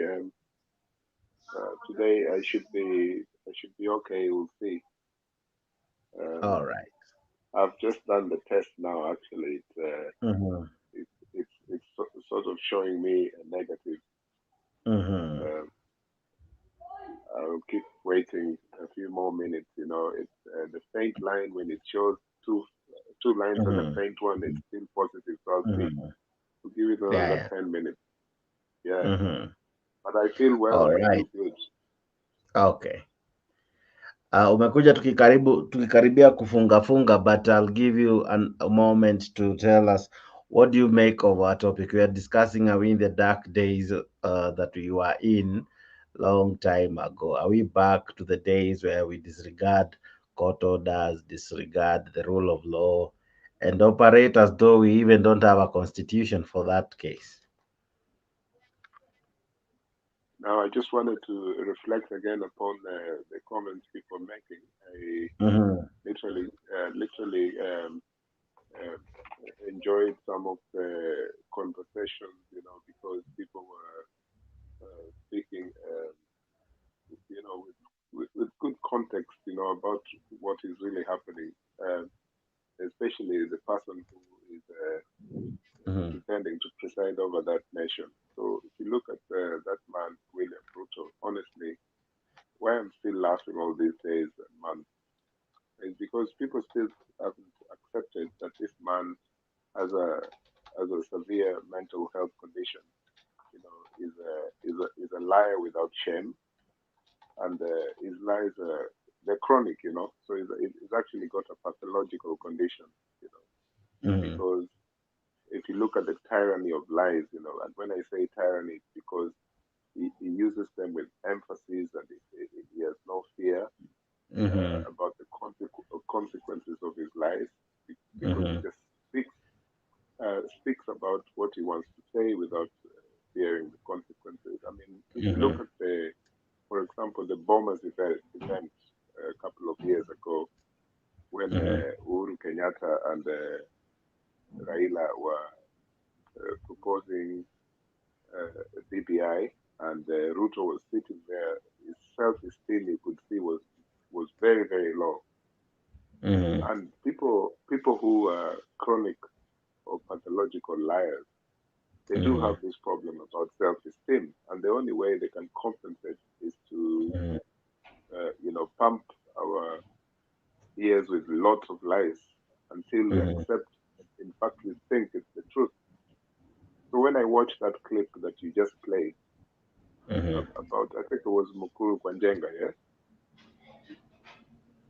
yeah, Mm-hmm. the clip that you played Mm-hmm. where Yeah, yeah. Ruto was trying to compare that area with Europe. I mean, there's slums in Europe. Don't forget, you know, there is places in Europe where the struggle is just as bad, but not as bad as, say, for example, the clip that you just showed, right? So when you look at that clip that you just showed and the message that came from Mr. Ruto when he was talking to the media 2 weeks ago, then you know that he has a very severe mental health problem. And this is with respect to people who are living with mental health problems. Mm-hmm. So I'm not shaming them, but I'm just saying maybe to reach a point where Kenyans will have to diagnose this person's welfare and see that, because I think years back, I don't know about now, but the constitution before the 2010 constitution addressed Mm-hmm. the issue of the capacity of the person who is holding the presidency, including their mental health capacity, right? I don't know whether the 2010 Constitution addresses this particular item, but I'm sure there must be a mention about the health and fitness of a person holding that office. Because to me, this is one of the problems that we have with this person who is holding that office. And the problem is a lot of people who are around him, they're afraid to say so, and some of them might even have the same problem. But his is just in a different category. Someone mentioned there earlier about giving comparisons about people who have worked abroad and have come back to lead Kenya. Mentioned Jomo Kenyatta, said Jomo Kenyatta wasn't working in the UK. Uhuru was not working in America, and I think similar was examples given of Mwai Kibaki. The only one I know that did not really work as such in abroad was Mwai Kibaki. It was straight up, did his full-time studies at London School of Economics. But Jomo Kenyatta, he actually worked. He didn't go to work. He went for other reasons, but he did not go to work, but he worked. Uhuru Kenyatta, the same thing, he worked. So this, we need to research what we say before we say it, because people are going to take the information as 100% true. What I know is that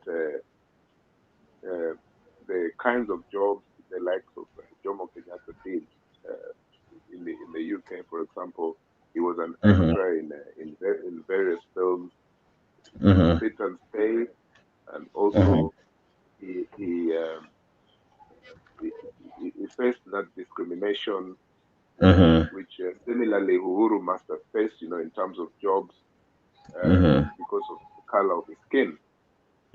But those are not the things that are an item for this particular conversation. What I want to just repeat is that people should now start digesting the fact that Mr. Ruto is a pathological liar, which means he needs to be really, really, people need to have some kind of empathy about the condition of the mental health condition of this man. And then they look for a constitutional way of removing him, given that fact, because it's a fact. If you look at the things he has said before about the number of stadiums that he would have built within weeks of the Jubilee government, and then if you look at this recent clip about Kuru Kwenjenga, which is actually an insult, but it's also the fact about it's a test example about his mental health and capacity to do things. So that's all I wanted to say about this gentleman that we're addressing. Thank you. All right. Beautiful, beautiful. Ladies and gentlemen, with that, we choose to wrap up this show. This show has been made possible for you guys watching. I see many wananiambia wako kwa job, wengine ndo wanaenda job, wengine ndo wanataka kujiwekelea kidogo, but zaidi ya yote mume make time ili kuwatch. I'm just but a grateful moderator this morning here in Kenya. It's around 11, few minutes to noon. I'm glad you chose to have this show. This show is actually now back. We will make sure that the arrangements are good, that it will be coming every single day apart from Sunday. Sunday we will try have another kind of a show. But thank you very much. See you in the evening. Now in the evening we have another debate and have another awesome conversation. So make sure you tune in to this evening show. Domi, I wish to see you together with Ellie and many other guys. Let's have a nice conversation this evening, Kenyan time, 10 p.m. We will be discussing very hot issues here in Kenya. I wish you good health, Bwana Odhiambo. I know utakuwa mzima kabisa. Yeah, this far you are doing well and you will definitely utatoka nje manze, utatoka nje ili ufanye bidii ututumie za Christmas. But anyway, thank you very much. Thank you very much. All right. Maybe I give you a minute, everybody, to wish our viewers a happy new year. It's already 5 days, so bado tu ni time ya wish new year even as I wrap up. So I begin with you, Domi. Happy New Year, Kenyans. May God make way for Kenya. Mungu atuhurumie sana. Amin. Ellie. For me, there's nothing really to celebrate because the New Year is lots of bombs being dropped over in Gaza, and there's lots of people running from these conflicts around the world. There's about 35 live conflicts at the moment as we speak around the world, and we can see. I'm sorry, I know that you want to close in a positive mode, but just above Kenya in Sudan, there's a guy here in Kenya who is also making friends with a Janjaweed guy who's his gold partner, you know. So Ruto and that Janjaweed guy, you know, basically he's expanding the conflict in Sudan. There's nothing to celebrate. Kenya, we're in shock, and we just continue to hope for the best. That's all I can say. Yeah, thank you. Yeah, I love that. In our evening conversation, we must ask ourselves, why are we losing our friends, our neighbors, honestly? It was the other day tulibishana na Uganda, kiasi Tanzania. Ndio hiyo tulibishana na Rwanda, kidogo South Sudan, juzi hata dhani wiki 3 zimeisha. It's like that friend who annoys everyone. I think we seriously need to look at all this. So journey that will also inform part of our discussion. So let's meet here at 10 p.m. Thank you very much, wonderful guys. You guys are just but amazing. Asante sana. Goodbye, good morning, good afternoon. Enjoy your sleep, enjoy your workplace, enjoy your dinner, your lunch, your breakfast, everything you do. Have a fantastic day. God bless you. See you when you see us at around 10 p.m. Kenyan time today. This has been your morning show, and I'm your host, Jakes, the moderator. Goodbye, good day, take care. God bless you. Tunasonga mbele watu wote wa Jamhuri Kenya yetu. Tunasonga mbele watu wote wa Jamhuri Kenya yetu. Haya sisi sote wananchi tushangilie. Eko Jamhuri, eko Jamhuri, sote eko Jamhuri Kenya yetu yaenda mbele. Eko Jamhuri, sote eko Jamhuri, eko Jamhuri Kenya yetu yaenda mbele. Mwaka wa 60 umefika, tangu Kenya iwe huru. Mwaka wa 60 umefika, tangu Kenya iwe huru. Haya sisi sote wananchi